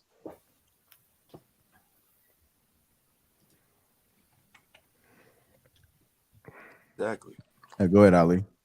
Well, the truth is always going to cause controversy, and it's going to make people uncomfortable if they don't want to deal with it. So to tie in the baggage conversation, I believe when you having a relationship, you have to establish how you're going to communicate as well too.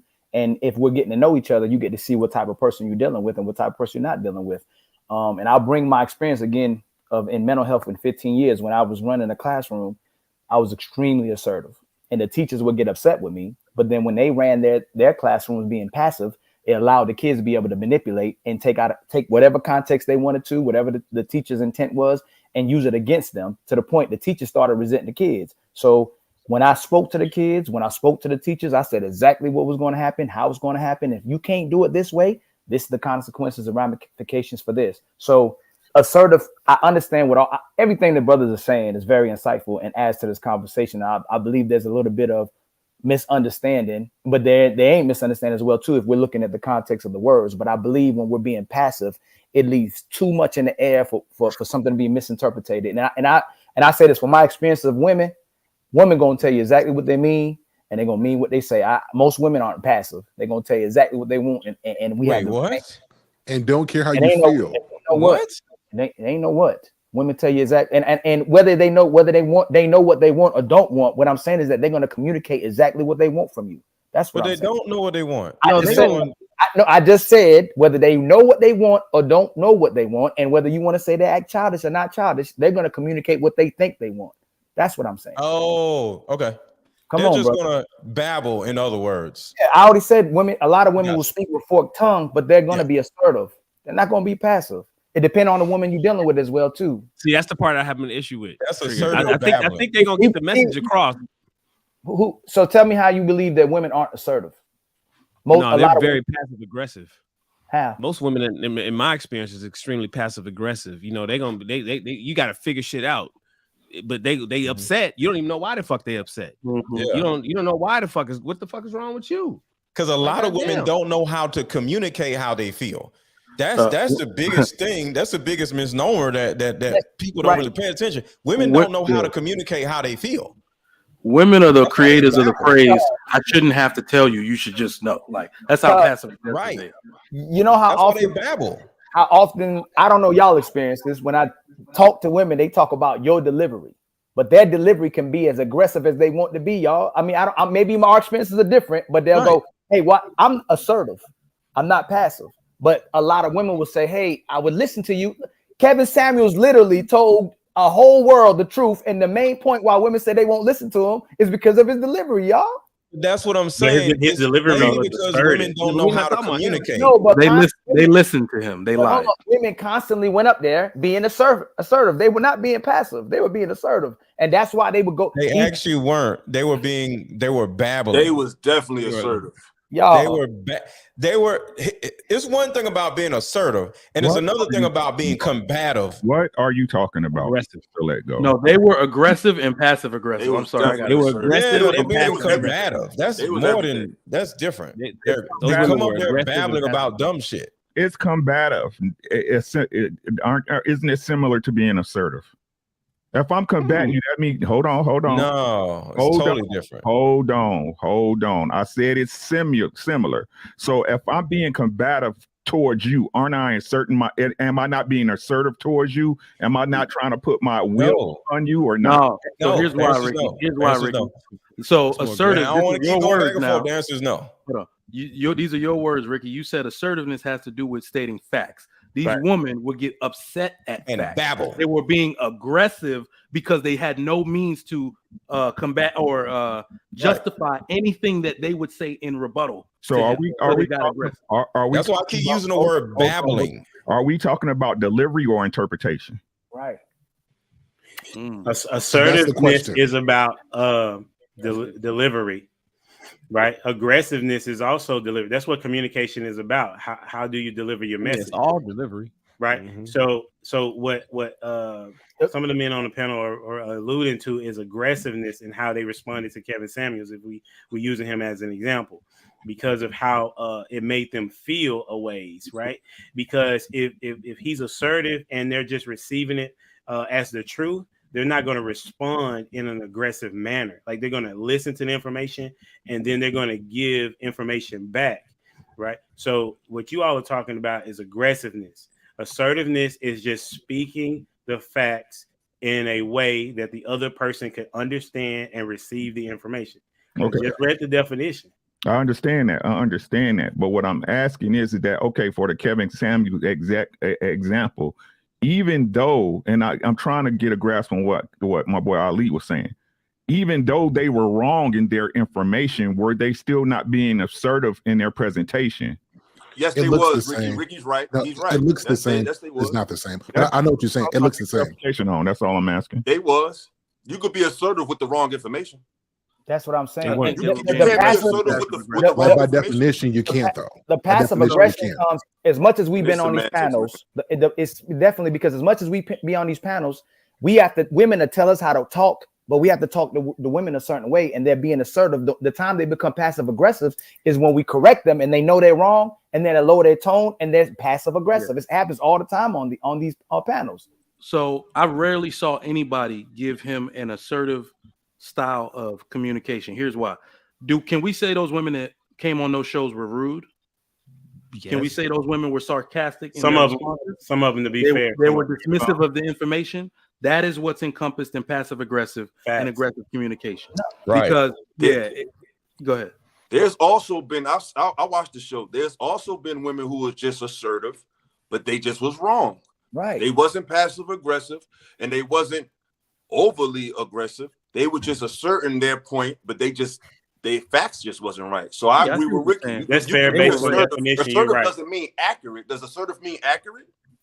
No, that's fair because it just says your opinions, right? That's what I'm saying. I put the definition in the back chat. So you're right, Il. Based on the definition, you can be wrong and assertive. I'm saying, yeah, that's all I'm saying. I just feel like those women were way less frequent than the aggressive. I agree. There was some of them. I agree. Typically, women are passive aggressive. You know, for me, I do not like to walk on eggshells.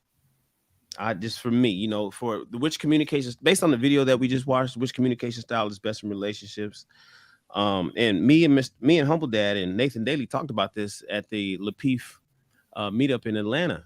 You know, assertiveness needs to be taught to young men more and more because it's not happening these days. Assertive is the best way, period. I don't care how you slice it. I don't care. Now, I know it may not work for everybody. By and large, just like Trigger Mike said, and everywhere else except for the Western world, assertiveness works, and it would work here as well if we didn't have passive-aggressive listeners, because far too often assertive is interpreted as aggressive by somebody who don't want to listen to somebody who has the need to be right. Fact. If you are talking to somebody who has the need to be right, your assertiveness is going to sound like aggression, and it doesn't matter what the fuck you say. You know, the thing is, this is where Sir Hale comes in. He has the antidote. So while I do not like walking on eggshells, and the truth doesn't give a shit about anybody's feelings, right? And I just want to say what it is, and it is what it is, and be done with it. And I think most men, if not all men, really needs to adopt that style of communication to their women, particularly. Listening is the antidote to the Western cultural problem with the women that are interpreting assertiveness as aggression. If we can learn to listen, right, to what these women are saying, we can use our assertiveness to kind of do some I don't want to say voodoo, but do some magic on these women. I just think that and then what you can probably do is inspire her to listen the way you do. But right now, nobody's listening to anybody. Nobody's listening. What do we say? Listen to understand. Nobody's listening to understand anybody. We're just listening to respond. I heard what you said. Fuck that. And if we would listen to say, okay, I heard everything you said, you do not have to repeat yourself. In fact, I can repeat what you just said verbatim. That's how well I listen to you. And let me tell you what I think about that. And if we had that, if we adopted that listening style that Sir Hale said, I think we'd do a lot. I think we'd fare a lot better here in America. But if all else fails, assertive is the best way to go. Can I ask you a question? You cannot fight facts. The truth doesn't give a goddamn about how you grew up. If your daddy was there, if your mama was there, if you was poor, if you gang banged, if you was a drug dealer, if you were homeless, the truth doesn't care about none of that stuff. It just simply is the truth. And if we were just to implement assertiveness into our communication with our children, with our coworkers, with our friends, with our women, I think we do a lot better. Can I ask a question? And I want to say I agree with being assertive. I'm just being this devil's advocate just for the sake of argument. we said that assertion doesn't mean accuracy, doesn't equate to accuracy, correct, Humble Dad? So Shannon, you said that it's about the truth. So so does the truth get watered down based on you deliver it assertively or passively, or is just the truth the truth? The truth is the truth. So it's not so is there any scenario where you could talk to someone in a passive manner and still tell them the truth, or does it have the same fervor as when you do it? I mean, I'm an assertive person. No, I hear what you're saying. I hear what you're saying. And for the sake of argument. No, I got you. And my response to that is we gave it. That's what we've been doing. We've tried that. We've tried to be soft. We put so much sugar on our words over the last 30 years, brother. I agree. We didn't sugarcoat it. We didn't, baby. Let me tell you we didn't sugar honey iced tea so much of our communication to women to the point that they now have sugar-coated ears. That's a fact. And I agree. I just did it for the sake of the audience. You know what I'm saying? No, I'm on your side 1,000%. I'm all about telling what it is. But I just if we were to continue to give that same truth a little bit softer, this is what Sir Hale was just saying. Just give it to him. Just let me, baby, sit down. Let me tell you where we gonna go tonight. I know you don't want to go there, but this is just what we gonna do. And I want you to feel comfortable, and I want you to rest in your femininity so you can understand what I want you to hear me better. And I think talking like this, that shit don't work. It hasn't worked. And it's got us in the sad state of disregard that we're in now. Now, men need to grab your balls, put your chest up, say what it is, and let it and be just like Ricky. It is what it is. Thanks. That's what it is. Well, I don't like that. You know what? Women, I think Trigger Mike mentioned it. Women will adopt. Women have evolved to respect that, other than what media and Western world culture is trying to get them to normalize as. Fuck that. No. Men, be assertive, be strong, say what you really mean what you say, and let the chips fall where they may.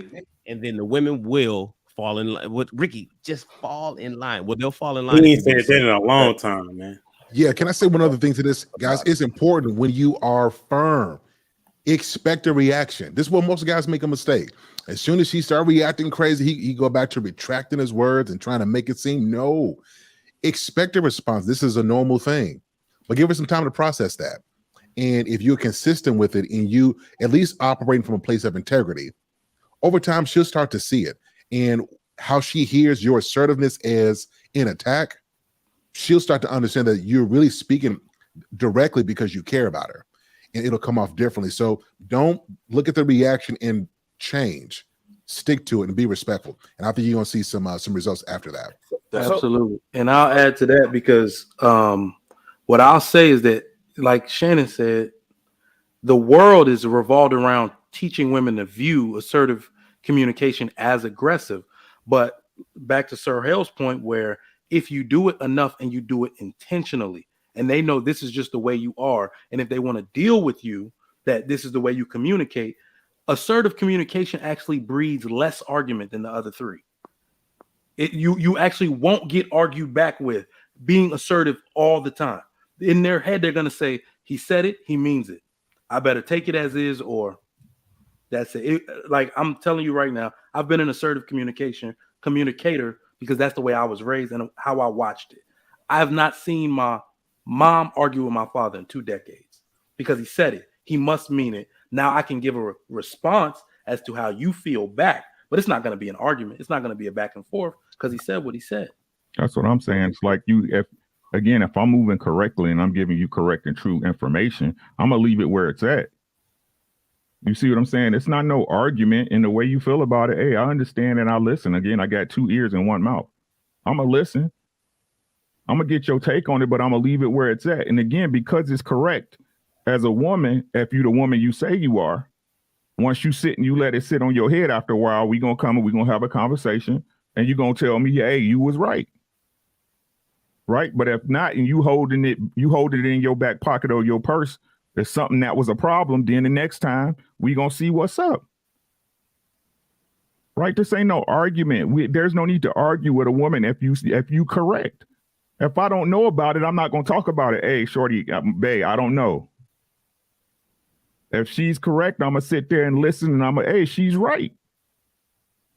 Why are you being assertive or passive aggressive or aggressive in a situation where you're not correct and you don't have the facts?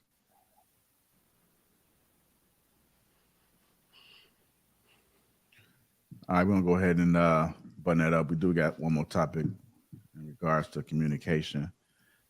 Before we do, let me go ahead and say these super chats. Catherine Ford, we did this one already. Brittany B 499 also member says somebody find me an usher. Mountain Man Alaskan $7 says last week Mr. Lego stated he has to improve on not interrupting. Dang, he actually did. Much respect for that, man. And lastly, Ebo Sosa 1999 says communication is a cycle or loop that involves at least two people. When you communicate with another person, you perceive their response and react with your own thoughts and feelings. The key is to develop rapport. IMO. It's all super chats. Appreciate everybody that has donated. Salute to you. Now it's time to, I think Brittany B might have said. Brittany B $2 says it's tonight the Divine 9 panel. Salute. Might be all of them. Moving on to our last topic of the night. But you can't be Divine 9. Well, ain't no women up here. You know what I'm saying? She bugging. True. Trying to get to the meat of the conversation. And we know the ladies like the meat. Ow. No, Illa, you ain't never heard that one, but you did very well what the ladies like. All right. With that being said, our last topic of the night, which is the meat of the conversation. Some women aren't as good as communication as they think they are. Yes. Well, that's the end of the show. Yeah, we all agree with that. We're all in agreement, y'all. Good night. You know what I'm saying? Thank y'all and good night. You know what I'm saying? God, Women are the worst communicators on the entire planet. Word. You talking women? Definitely. All right, let me go ahead and play this clip for y'all. Here we go. Women haven't been as good at communicating as they think they are. Where this is less of a critique and more of an attack. Because a critique, I'm an artist. I have mentors. I have teachers. I'm used to getting red pens all through my work. This is why I crossed this out. You could try this.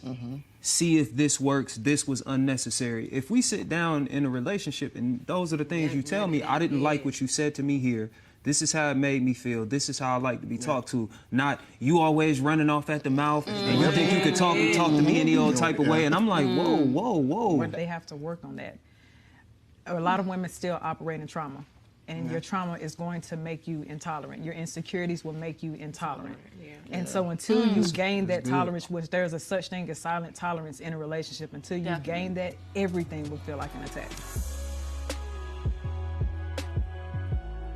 Hey man, I just want to say, if I wasn't married, dark-skinned shorty, she can get just it. The way she talks, so sultry and what? Yeah. Oh, shoot now. Dark-skinned Sugar, shorty. you okay? Nah, I'm still delirious from all that femininity just got thrown in. And sense. When a woman makes sense like that, it's just too, you know. It do make her look better, don't it? It make her look a whole lot better. You be like, man, bro, like make a 6 or 8. You know, the thing is that she mentioned, though, she said a lot of women operate in trauma. I have two thoughts on that. One is, I think a lot of women adopt trauma that they never really experienced. But it's called a simulation. I agree. Indeed. And then on the other hand, a lot of men operate in trauma, but we still got to do what we got to do. So, but I'll let you guys go ahead and jump on the topic. Some women are not as good at communicator as they think they are? I think most women. I think most women suck at communication. Y'all one-way internet connection. All upload, no download. They on dial-up. All upload, no download. I think that's I think that's one of the biggest lies told when it comes to sexually relationships. Is that women communicate better than men. That's a goddamn lie. Right. It's the biggest lie ever told. I think that they're excellent at communicating problems. No, I think Ricky wasn't finished. Oh, my bad. And again, in my humble experience, right? Nobody's a monolith, but most women, and this is not putting it on black women, it's all the white women, Mexican women, Chinese, you name it, that I know. It's hard for them to have a structured conversation when their feelings are involved. Everything outside of them becomes minuscule. I mean, very minimal. Everything that they complain is a reference to it becomes to a reference of simply how they feel, not what really happened, not the actual events, not the conversations that were actually took place. And I think that's where their assertiveness plays in, guys, because if you let them take you on that roller coaster, you'll be on it all day. They don't. They're very one way. They're very one way. I want to add to this that not only is the one way women are manipulative when it comes to communication. There have been several people that almost got straight beat down because somebody I cared about came to me and told a story about what somebody did and had all the details about somebody's response, none of the details about what they did to provoke, right? A lot of women today, manipulation is part of communication. I'm communicating to get something or to get you to see it my way or to get something out of you.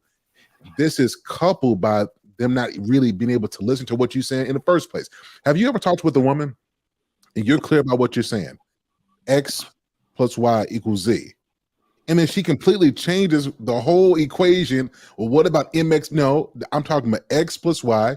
I think women, on top of not listening, is this subtle manipulation in communication about what can I get out of this man? Can I get him to see it my way? Can I get what I want? And I think that fosters a bad communication style of relationships when that happens. Absolutely. Philosophical, you were gonna say something before. What was you gonna say? Yeah, women I think they're very good at communicating problems, but when it's time for the solution, I think men are solution based.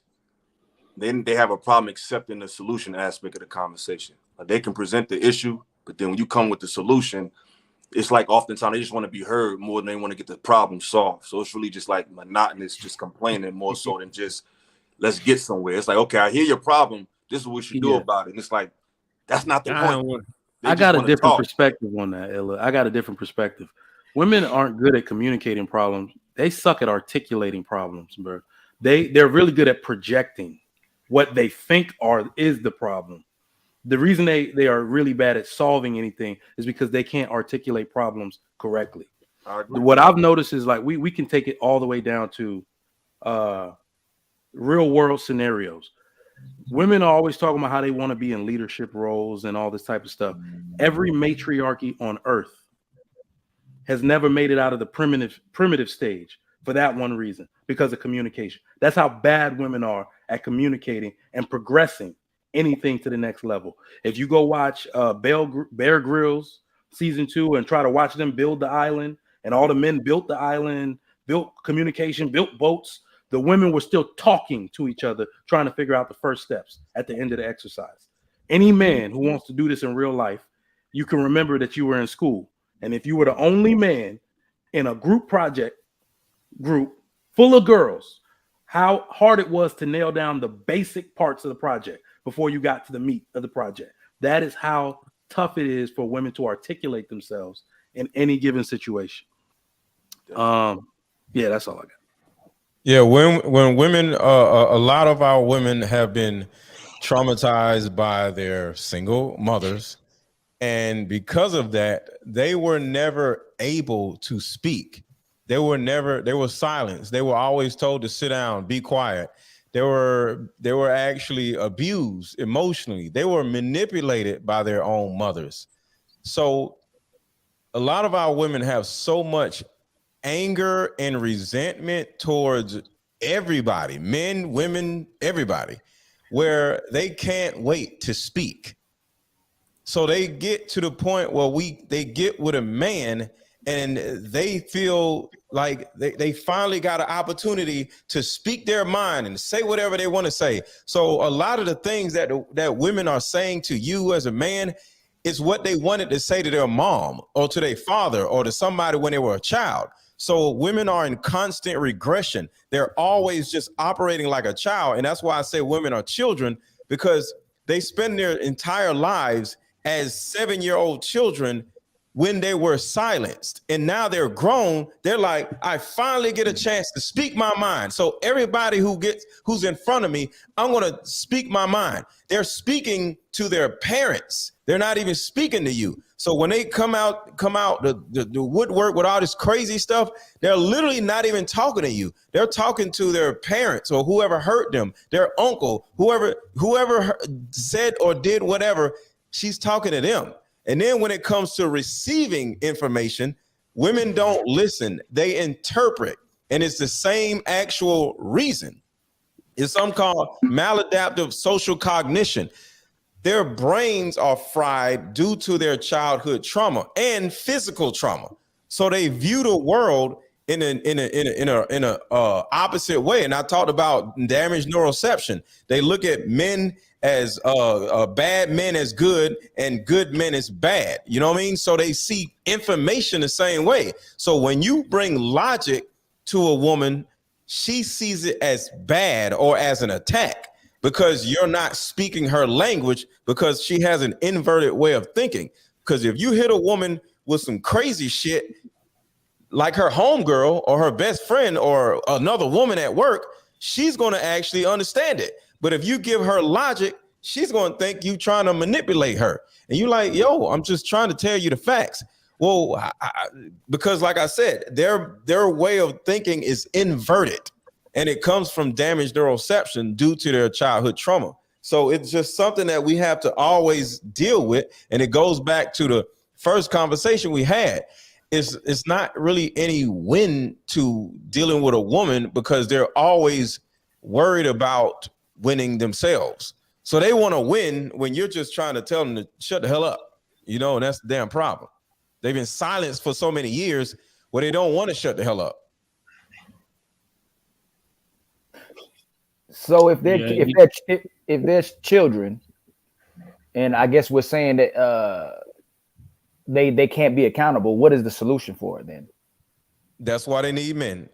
Because we're here as men, we're Bingo. here to literally regulate them. Bingo. We're like an ohm meter. No, hold on real quick, Mr. Lego. Before you say bingo too, Trigger, hold on. All these panels is we discuss women not following directions, women not listening regardless of delivery, women not listening based on whatever circumstances they have with men, that being understanding and patient. And then we go, hey, women don't listen because they're children. So then we say women can't be accountable then. And then you say, nope, men. How do we coach on one side they don't listen? Then on the other side, we say, hey, this is how you get them to listen. If don't we say children need parents? No. You understand what I'm saying? It's not. Hold on, they're parents themselves. They're adults. Again, I'll say they're adults. No. Have they're siblings to their children. Again, women are siblings to their own children. They're not. Can children be? Can we hold children accountable? We don't. No. We What? parent That's children. what I keep saying. That's what I keep telling y'all. We parent children, and we got to parent women.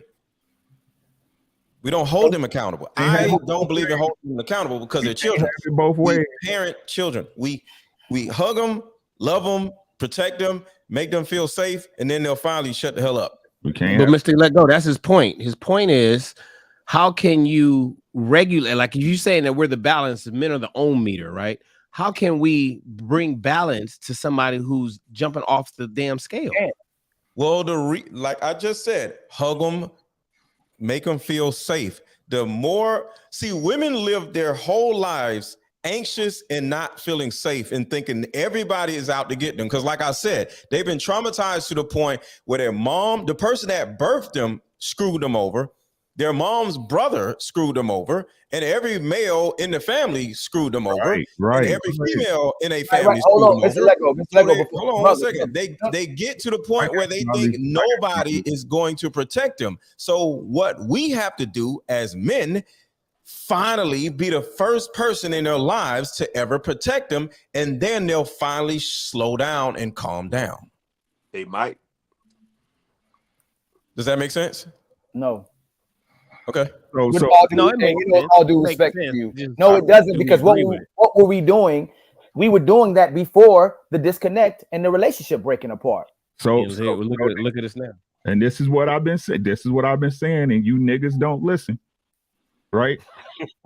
We can't have it both ways. We men, we want to keep talking about understanding accountability. I keep telling y'all, accountability and responsibility are two totally different things. Since y'all want to be, all in the dictionary lately and shit, right? So what Mr. Let Go is saying, they're children. Children, no matter what y'all say, you don't hold a child can be held accountable. No, they not. You're responsible for that child in all things. That's why they're called children. You pay the freight no matter what happens. What you can do is train that child to hopefully that this doesn't go on again, but you still responsible, right? So again, if we gonna keep saying that ladies are children, that means they don't have the ability to be accountable. That means you are responsible for them. That means men, shut the fuck up and do your job. Wait. It is our fault. Wait. In every situation. Wait. Not done, y'all. I'm not done. Give me a second. This is what I'm saying, right? This is what I'm saying. On the other hand, we need to hold women accountable, right? And listen to what I'm saying. This is the other end of the story. This is the other side of the story that men keep saying, right? We got to hold women accountable. They're not children. They're adults. They should be able to make their own decisions, and they should treat a man a certain way. If that's the case, right? Why y'all keep messing with women that's not in that pool? What's the problem? Right? So again, either way, fellas, it's on you. It's on you. The women that's children gonna do what they gonna do. They gonna move how they move. If you choose to be with them, understand you're gonna have a responsibility. But understand these women that are children, usually and hopefully, if they on a point and they understand a man being in his masculinity, they're in their femininity. Right? But understand these women over here that you want to have accountability, that you want to go in it with you, that you want to spend money like you spend money, right? They work for that money the way you did. What makes y'all think a woman like that is gonna play on the field under than you? She out here getting it like you get it. She's still anxious. Her life still's trash. That's not the point. It could be, but she making money. The same reason why you think you better than the dude in the hood is because you moved out and you got more dough. The fuck, man. Y'all liars, bro. So y'all can lie to anybody else. Don't lie to me. Y'all can't have it both ways, guys. That's all I keep saying. Ladies, y'all can't have it both ways. That's all I keep saying. Make a goddamn choice and live with it. I'm a little confused. Cause you just okay. I don't know what you're talking about, Ricky. To be honest with you, you talking about us lying and we can't have it both ways. I don't know what you're talking about. I'm just being real. I don't know. It doesn't really apply to you, Mr. Let Go, because you have your stance and you stick with it. I'm not addressing you. I'm addressing everybody who keep having these talking points. Oh, I got you. You're right. I got you. Yeah, guys.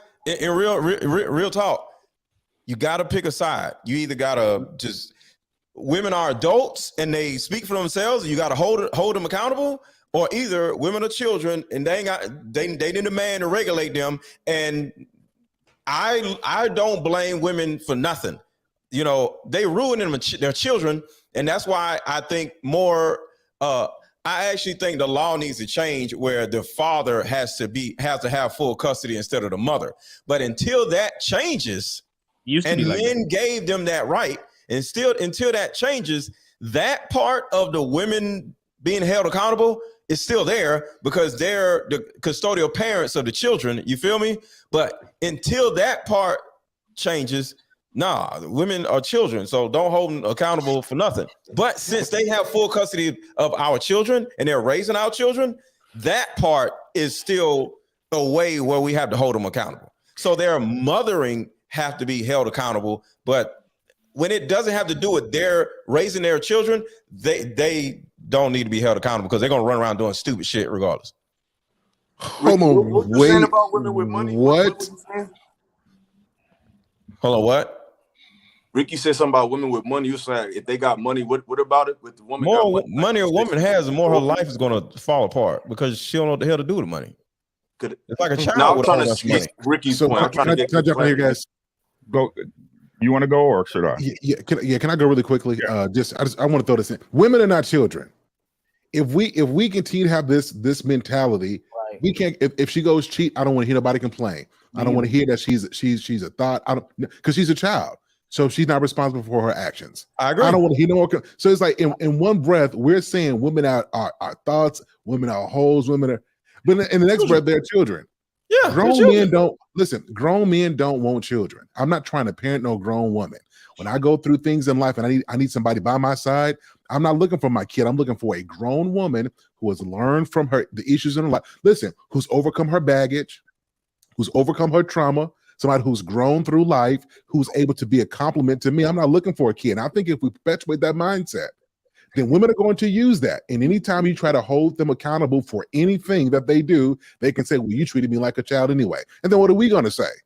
Nothing, because we did. I think we got to get out of that mindset. Grown women need to move like grown women, and we need to assert that and make sure that they stand on that. So how do grown women supposed to move, Sir Hill? Like I'm not coming at you. I'm asking. How do go at him because I don't think he has a rebuttal. like they're an adult. If your name is not Sir Hill, I'm not talking to you. Now, Sir Hill he ready. Yeah. So this is simple. Like a woman is an adult. Once you get to a certain age and you're responsible for your own bills, you're responsible for being mature, growing. You got to take accountability for your life. And I think what a lot of us men do is we want the control of a woman like a child, because she don't get to talk back. She doesn't have to have a voice. Whatever we say goes. A grown woman has an opinion about stuff. Even though she's going to submit to you, she has her own thoughts and the way she moves about stuff. And a lot of us guys who are not strong enough to handle a grown woman, we need her to minimize herself so that we can feel in control. No, grown, successful men who are assertive need a fully grown woman to complement the masculinity that he has. I don't need somebody I got to hold her hands when we cross the street every time and tell her what to do and tell her what groceries to buy. No, I need a grown woman who understands how to handle business, how to represent well, how to be a good mother without me having to tell her every little bitty thing. How's that response for you? Sir Hale, do you realize that when you walk down the street with a woman, you actually have to put her in a certain point where you are? Have you ever walked down the street with a woman? You're on the traffic side of her, right? And then when y'all turn or go somewhere else, you actually have to put her over here so you're still on the traffic side of her. Even when you're walking down the street, you adjust the woman, or either you orbit the woman to make sure you're still on the traffic side. So even physically, you are controlling the woman and putting her where you need to put her because you're always in protection of her. So even walking down the street, it's still the same way you would operate with if you're walking down the street with a child. See, as a grown man and a married man going on 16 years, I don't have to say it because we're coordinated and she knows my movement. But you raised her. Hold on, listen. Hold on, no, listen. You raised her. No, listen to me. I didn't raise her. That's not my responsibility. I cannot be sexually attracted to a child. I am sexually attracted to my grown woman. I'm not raising her. Did we grow together? We absolutely did. This is what I'm saying. When you are a grown man with a grown woman, you don't have to tell her everything. She's going to move with you. It used to be why I used to have to say little things. So wait. So you do have to tell her something. Hold on. You just said it. No. Listen carefully. Am I wrong, guys? Let him finish. Listen, Mr. Lego, don't try to get any help. You got yourself into this. Now, I'm telling you, after a certain period of time, my wife learned me. So it wasn't just her figuring out, I was figuring stuff out too. So if that's all I'm saying. Hold on. Listen, if that's the case, then our wives are raising us too. Are we treated like children? That's what I was going to say. Are you? Hold on. Mr. Lego, what's your response? That's a cold comeback. That's a cold comeback because Sir Hale, you did say you did actually confirm what he said, but then your comeback. So does that make us children too, Mr. Let Go? Because she's teaching us as we go along as well. No. The answer is no. The answer is no. But a woman, just like anybody else, your child, for example, you have 2 children, right? And from the age of 0 to 3, they're somewhat the same, right? But once they're 5 and 6, one child needs to be treated one way and the other child needs to be treated the other way, right? And in your dynamic between as a parent with the child, you're going to learn how to treat one child versus how to treat the other child, because now they have shown you their individuality. So you're going to give one child a certain type of discipline or interaction versus the other child. So at the same time, it's the same thing. You don't think your woman does that, treat you the same way? So in reverse? And what you're saying is that people are different, correct? And you should treat everybody differently according to what their standards and their personality is, correct? Right. But children are still going to be children. They're still children. So the question is, like, this is really interesting because, like, if you come from a biblical perspective, like I would, and like I do, my wife is my helpmate, right? And children cannot help me, right? They are literally a liability, right? A helper, a woman who is helping their man is not a liability. She is an asset, right? So that's why I would be able to say that, you know, there are some women that are children, and then there are some women that are grown women, and those are the women that, you know, men should be aspiring to be with. Not someone that, of course, you're going to be helping her, you know, protecting and providing for her, but she's also going to be helping you with whatever plan you have laid out for you all, your whole family to be a part of. But, you know, so I wouldn't say that all women are children. It's probably just the women you deal with. You know what I'm saying? However, the women that are, I would say the Proverbs 31 woman, she actually was a major helper to her husband. You know what I'm saying? And and men would talk greatly about her and him as a result of how she carried herself. So, you know, that's what the issue is currently. I think that there are many women out here that are not moving in a way that would be honorable to be a wife. And there are also dudes out here that don't even know what they look like because they're not operating from a position of trying to be a husband. So, Humble Dad, are you using the not all women argument right now? Yes, I'm using that. Yeah, I mean, So there's no possible way to say all women. Yeah, that's the argument. Can I interject real quick? Sure. I think I kind of understand what Mr. Let Go is trying to say, and I agree with I y'all understand too. what he's trying to say. He says it all the time. All right, no doubt. Like I was saying, I think I understand what he's trying to say. I think what he's saying is basically, regardless of her accomplishments, there's still a level of childishness in all women that we have to curb. And I agree with that. Do I think that women are children? No. But there is a childishness in most women, regardless of her credit score, regardless of how good she works. There's still a level of childishness and immaturity in women that hides beneath accomplishments that a real man could peep out. And childlike. But that's the thing, though, right?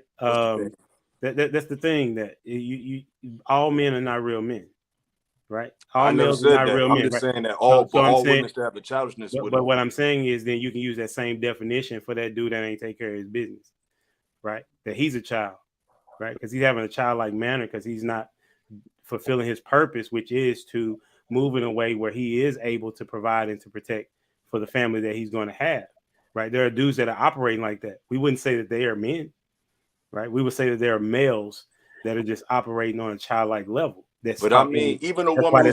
Don't you understand? That's what I'm saying, Humble Dad. I'm not saying they are actual little children. Yeah, I know what you're saying. Even when a woman, that's why I said some, right? So let me say this. Hold on. Let me just say this, because this is we'll add clarity, okay? Because this is a triggering subject. There's something called regression, okay? men regress and women regress.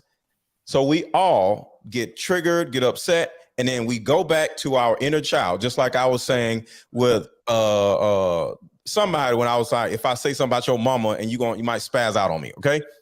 Things happen and it causes you to regress. But the problem is we as males never had the capacity or the option to be actual children, which is fall on the floor, start crying, yelling, hollering. We were never able to do that because when we did do that, our moms told us to get up and be a man or be a big boy. So as children, the only thing we did when we felt hurt, attacked, or whatever was be quiet, pull away, don't say nothing, withdraw. Man up. All Get right? up, boy. Get up. Exactly. So we Man never up, man. had the ability to actually be children. So when men regress, which is go back to our inner child, we just withdraw. We don't act like children. But when women regress, and this is a psychological fact, they act like actual children because that's exactly what regression means. So when women regress, they were told and taught to cry, whine, holler, fuss, and point at what hurt them. I Woman want is a single mother. sushi. She's gonna be like, Let's get he did sushi it. tonight. Exactly. So they do exactly what children do. So when I say women are children, of course, I don't mean they are children. They have the mind of a child because they were able to be children when they were young, when they regress. And on top of that, and I'll end here, women get triggered and they regress at least 7-8 times a day. Because guess what? It goes back to what I said. Traumatized women are offended by every goddamn thing. If the wind blows too hard, she regresses. So she turns into a child 7-8 times a day. So that means she spends the majority of her day in regression, which means her whole day is as a child. So that's what women or children actually meant.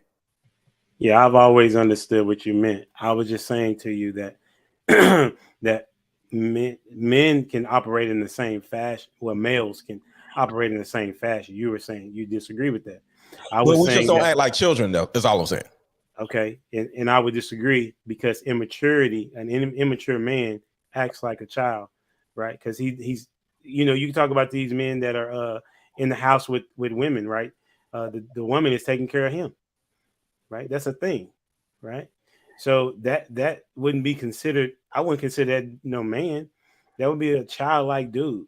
He's immature. So I'm saying, and that happens more frequently than I'm I agree. I'm coming to understand. Yeah. Right. So what I'm saying is that to answer the question, you know, I don't know how we got here, but you know, I think that most women have a challenging time in communication, mainly to the things that y'all have already said. When I've conversed with most women, they literally hear what they want to hear so that they can disagree with you, right? So if it's a fact that you're giving them, if it doesn't feel right to them, then they are going to argue based on their feelings, not the facts of the conversation, right? So that would make it a really bad conversation. And I got to do a better job of when that happens, just dropping the conversation. But because I'm analytical, I try to figure out why. You're not gonna do that, doctor. Come on, doctor. You You don't even know how to do that. I don't know how to do that at all. I don't either. Because I was trying to figure out how did you get to that particular point, and it drives me fucking up the wall. Yeah, but if I could just state the fact and just let it be and be okay with that, you know, that they don't. That's understand. what Ricky do. Ricky's mastered that, but I don't know how to do that shit. I'd be like, because I can't understand how the fuck you thinking like this. Yeah, this is what are you talking about? 1 + 1 is 2. Yeah, what do you mean? Well, Shan, imagine being once you realize you're talking to a kid, there's no reason for you to argue. But you can't look at it like that, though, right? That's what we're saying. Like, if it's your wife, you're saying, if I'm talking to her and thinking of her as a kid and not my helpmate, then I become cavalier. I'll dismiss it, and then that's a whole nother problem. Gotta look at her as a part of, you know, what did I say? She's a liability at that point. Yeah, she's a liability when your wife should be an asset to you.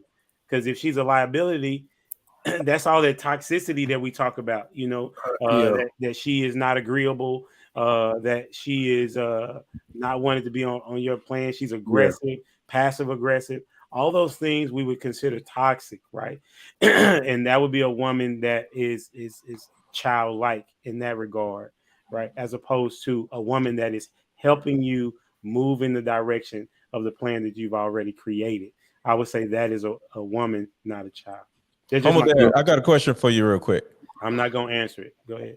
If your child, right, had a problem, are you going to listen to the child or argue with the child?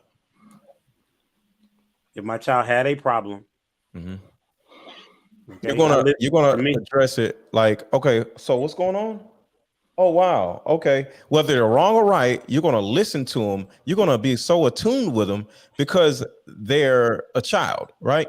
But when you have a grown person in front of you, sometimes it can seem adversarial. Their point versus your point. Now they're equal with you. So now there's an equal playing field and it's a little bit more adversarial. But when that other person is a child, now you're just like, oh, wait, so what's going on? Oh, no. I didn't mean like that. Now you're a little bit calmer due to the fact that this situation isn't adversarial because the person that has a problem with you is not equal to you. So it's actually an approach that can actually help a man deal with a woman and a woman deal with a man. I've been listening to this, and I've heard you say it 1,000 times, Mr. Lego. I actually didn't think you were serious until tonight's show. So I would say no. My wife is a grown woman; she's not a child. And I think you used the word, because I worked in mental health too. Like Ali said, I like the way you use the word regress, because my wife is a grown woman, and because I, as a man, understand her emotional makeup. I understand that she has the ability to regress into childlike behavior when triggered. So I get that part. So I take what everybody is saying. The one reason I can't call a woman a child is because she watches and cares for my children.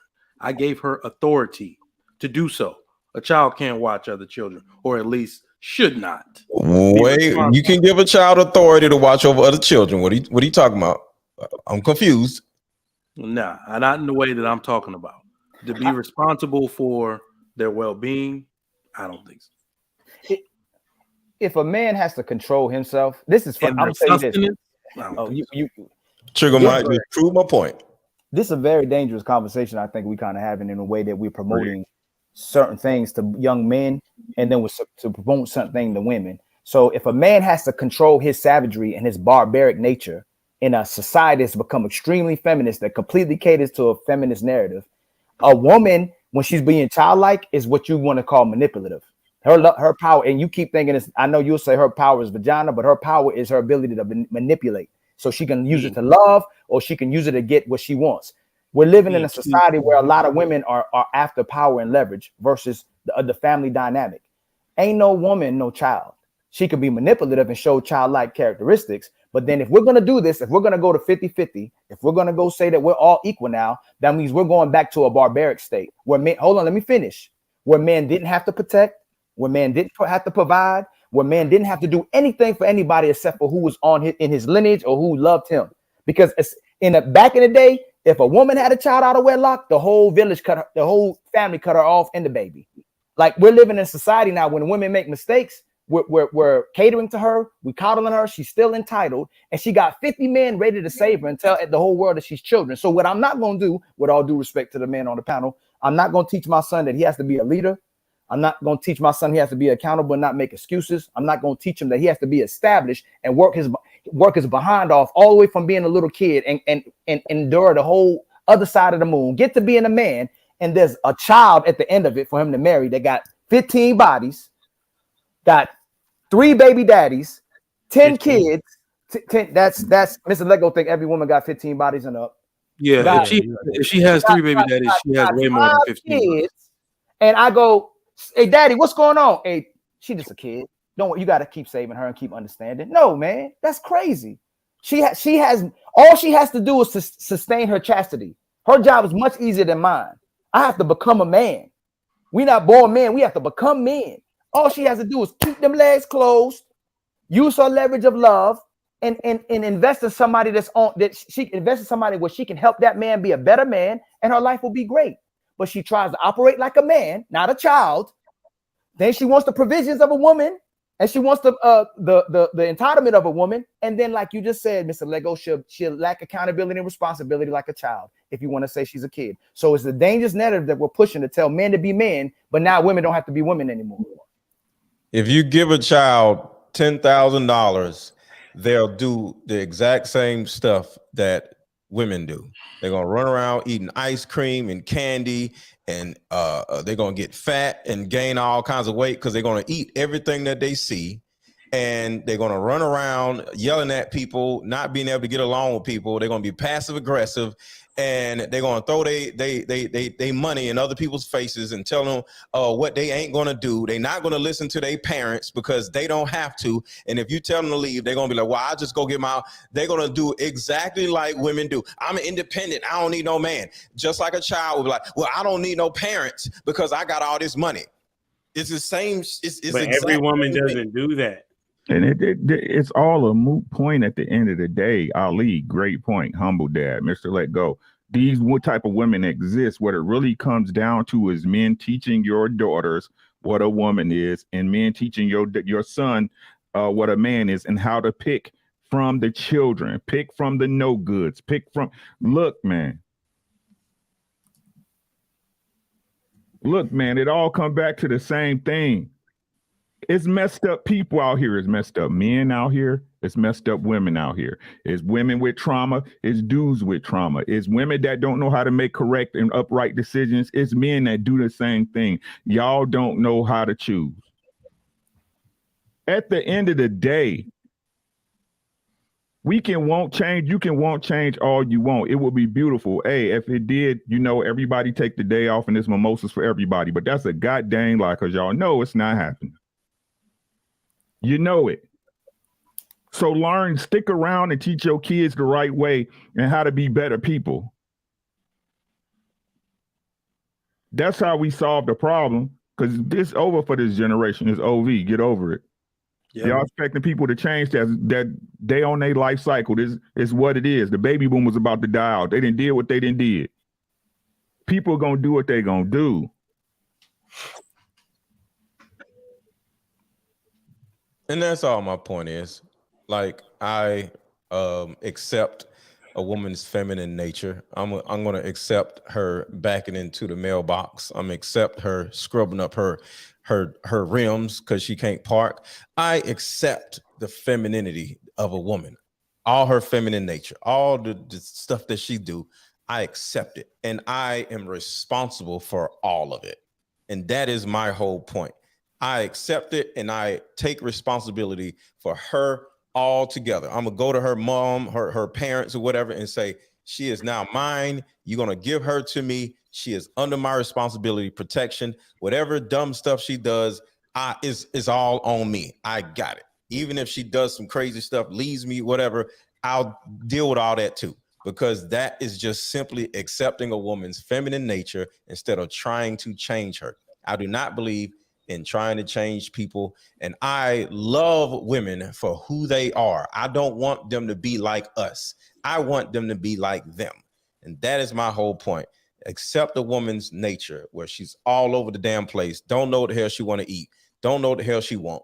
That is why you're there, to regulate her and to guide her. And that is my whole point. So no man should ever break up in a relationship or divorce then, right?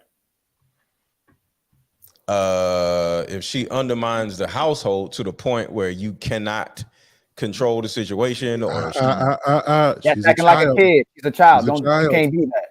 There's no if a man is gonna preach all this, and we got to separate ego from the logic you're using. A man should never break up with a woman, quit on a woman, or divorce a woman. Once he commits, he has to deal with her as a child. And we shouldn't quit on kids, right? Men technically you quit on kids. No child left behind. I ain't never said you don't quit on kids. Your kid get too far away out. It's like, bye. I've been told my kids, if you decide to get on drugs or decide to just go crazy or whatever, I'll bring you a sandwich up under the bridge because you don't made your own plate, you don't made your own bed. I'll bring you some food up under your little bridge or whatever. But if you decide to run around, be a crackhead and stealing shit and all this whole stuff, I'm gonna bring you some food under your little bridge, but you ain't living in my house. So I'm a support you, but you gonna stay out there. If you turn into a crackhead, you stay out there. I'm gonna support you the best way I can. But until you conform back or go back to where, like, you know, my level of protection is dictating for you to do, you gonna stay out there and you ain't coming over here. Bye. Told my kids and they faced that, both of them. Not that they're crackheads. I said if they become a crackhead. So get rid of the kids if they act like kids, but stay with the woman if she act like a kid. Y'all saying stay with a woman, not me. No, you said what? I just said get rid of the kid and get rid of the woman if they don't conform to your level of protection. Both get out. What? All right, next topic. Next topic. I'm either tired or he talking crazy. I don't know. Mr. Let Go. Family, you got to be consistent, man. It don't make sense. Family, when you say a woman got to be on your terms or you kicking out the cold, leave her to the street. Don't give her. Say kick out in the cold. You said kick out. Don't give her no Instagram likes, and she gonna get what she get. Then on the other hand, you tell me if she gets on crack. Ali, you being it's an extenuating circumstance, Ali. You being aggressive. I'm being toxic. This is toxic masculinity right now. Yeah, just remember, y'all. I did say crack, right? So you got to be way out here for me to just give up on you. It's all I'm saying. It don't make sense. Brother's in trouble. I'm telling you. We give men instruction on leadership every single day, and if they don't adhere to those rules, they are bums, deadbeats, and men who don't deserve women. And then we tell women you can do whatever you want to do, and you stop saying we, bro. We don't. Whatever you know I ain't talking about you. Yeah, if it don't apply, let it fly. I want people to know who you talking. If it don't apply, let it fly. If you ain't say that craziness on that panel, you ain't got to worry about it. Oh no, I'm not coming for you. I want you to say, Mr. Let Go. No. I know you. I said if it doesn't apply, let it fly. You know it ain't about you, Mr. Let Go. We gotta change that up, brother. That's Ali, sir. Even though your assessment is accurate, bro, you being real aggressive right now. Exactly. You know what I'm saying? You not reading the room correctly, dog. I'm arresting my femininity. Stay in a child's place. Rick, we gonna do the super shots for me. Got you, bro. I got you. Psych Auto LLC, JR. This statement or question is for Ali. Please answer the question. Depression is a luxury. In Africa, it is. In the West, it's a disease. That's an old topic. Yeah. It's a first world problem. Shelton World, what's good, boy? He said, like Ricky be saying, pick a side. That's all I be saying. But I respect what Sir Hell said because I'm also not attracted to children. More like the star in my life, of course. Will G was good. What the fuck has Mr. Let Go been sipping on? What you drinking on, dog? JJ Carver, MLG, Mr. Let Go. Start checking IDs, homies, please. All right, that's all the super chats. I want to say thank you for everybody that has donated to this show tonight. I appreciate you guys' perspectives on these topics. I want to say salute to you guys. Make sure you guys follow them on their own individual platforms. I know that the mods have been dropping any channels in the channel, so I want to say thank you to the mods. Appreciate all the green gang that's in the chat and everybody for just tuning in and watching tonight. I'm going to get up out of here until next time. Get up out of here. All right, get well, JR. Yeah, get to the doctor, man. Feel better, bro. Shout out to all the feel better, brother. Shout out to all the kids that tuned in.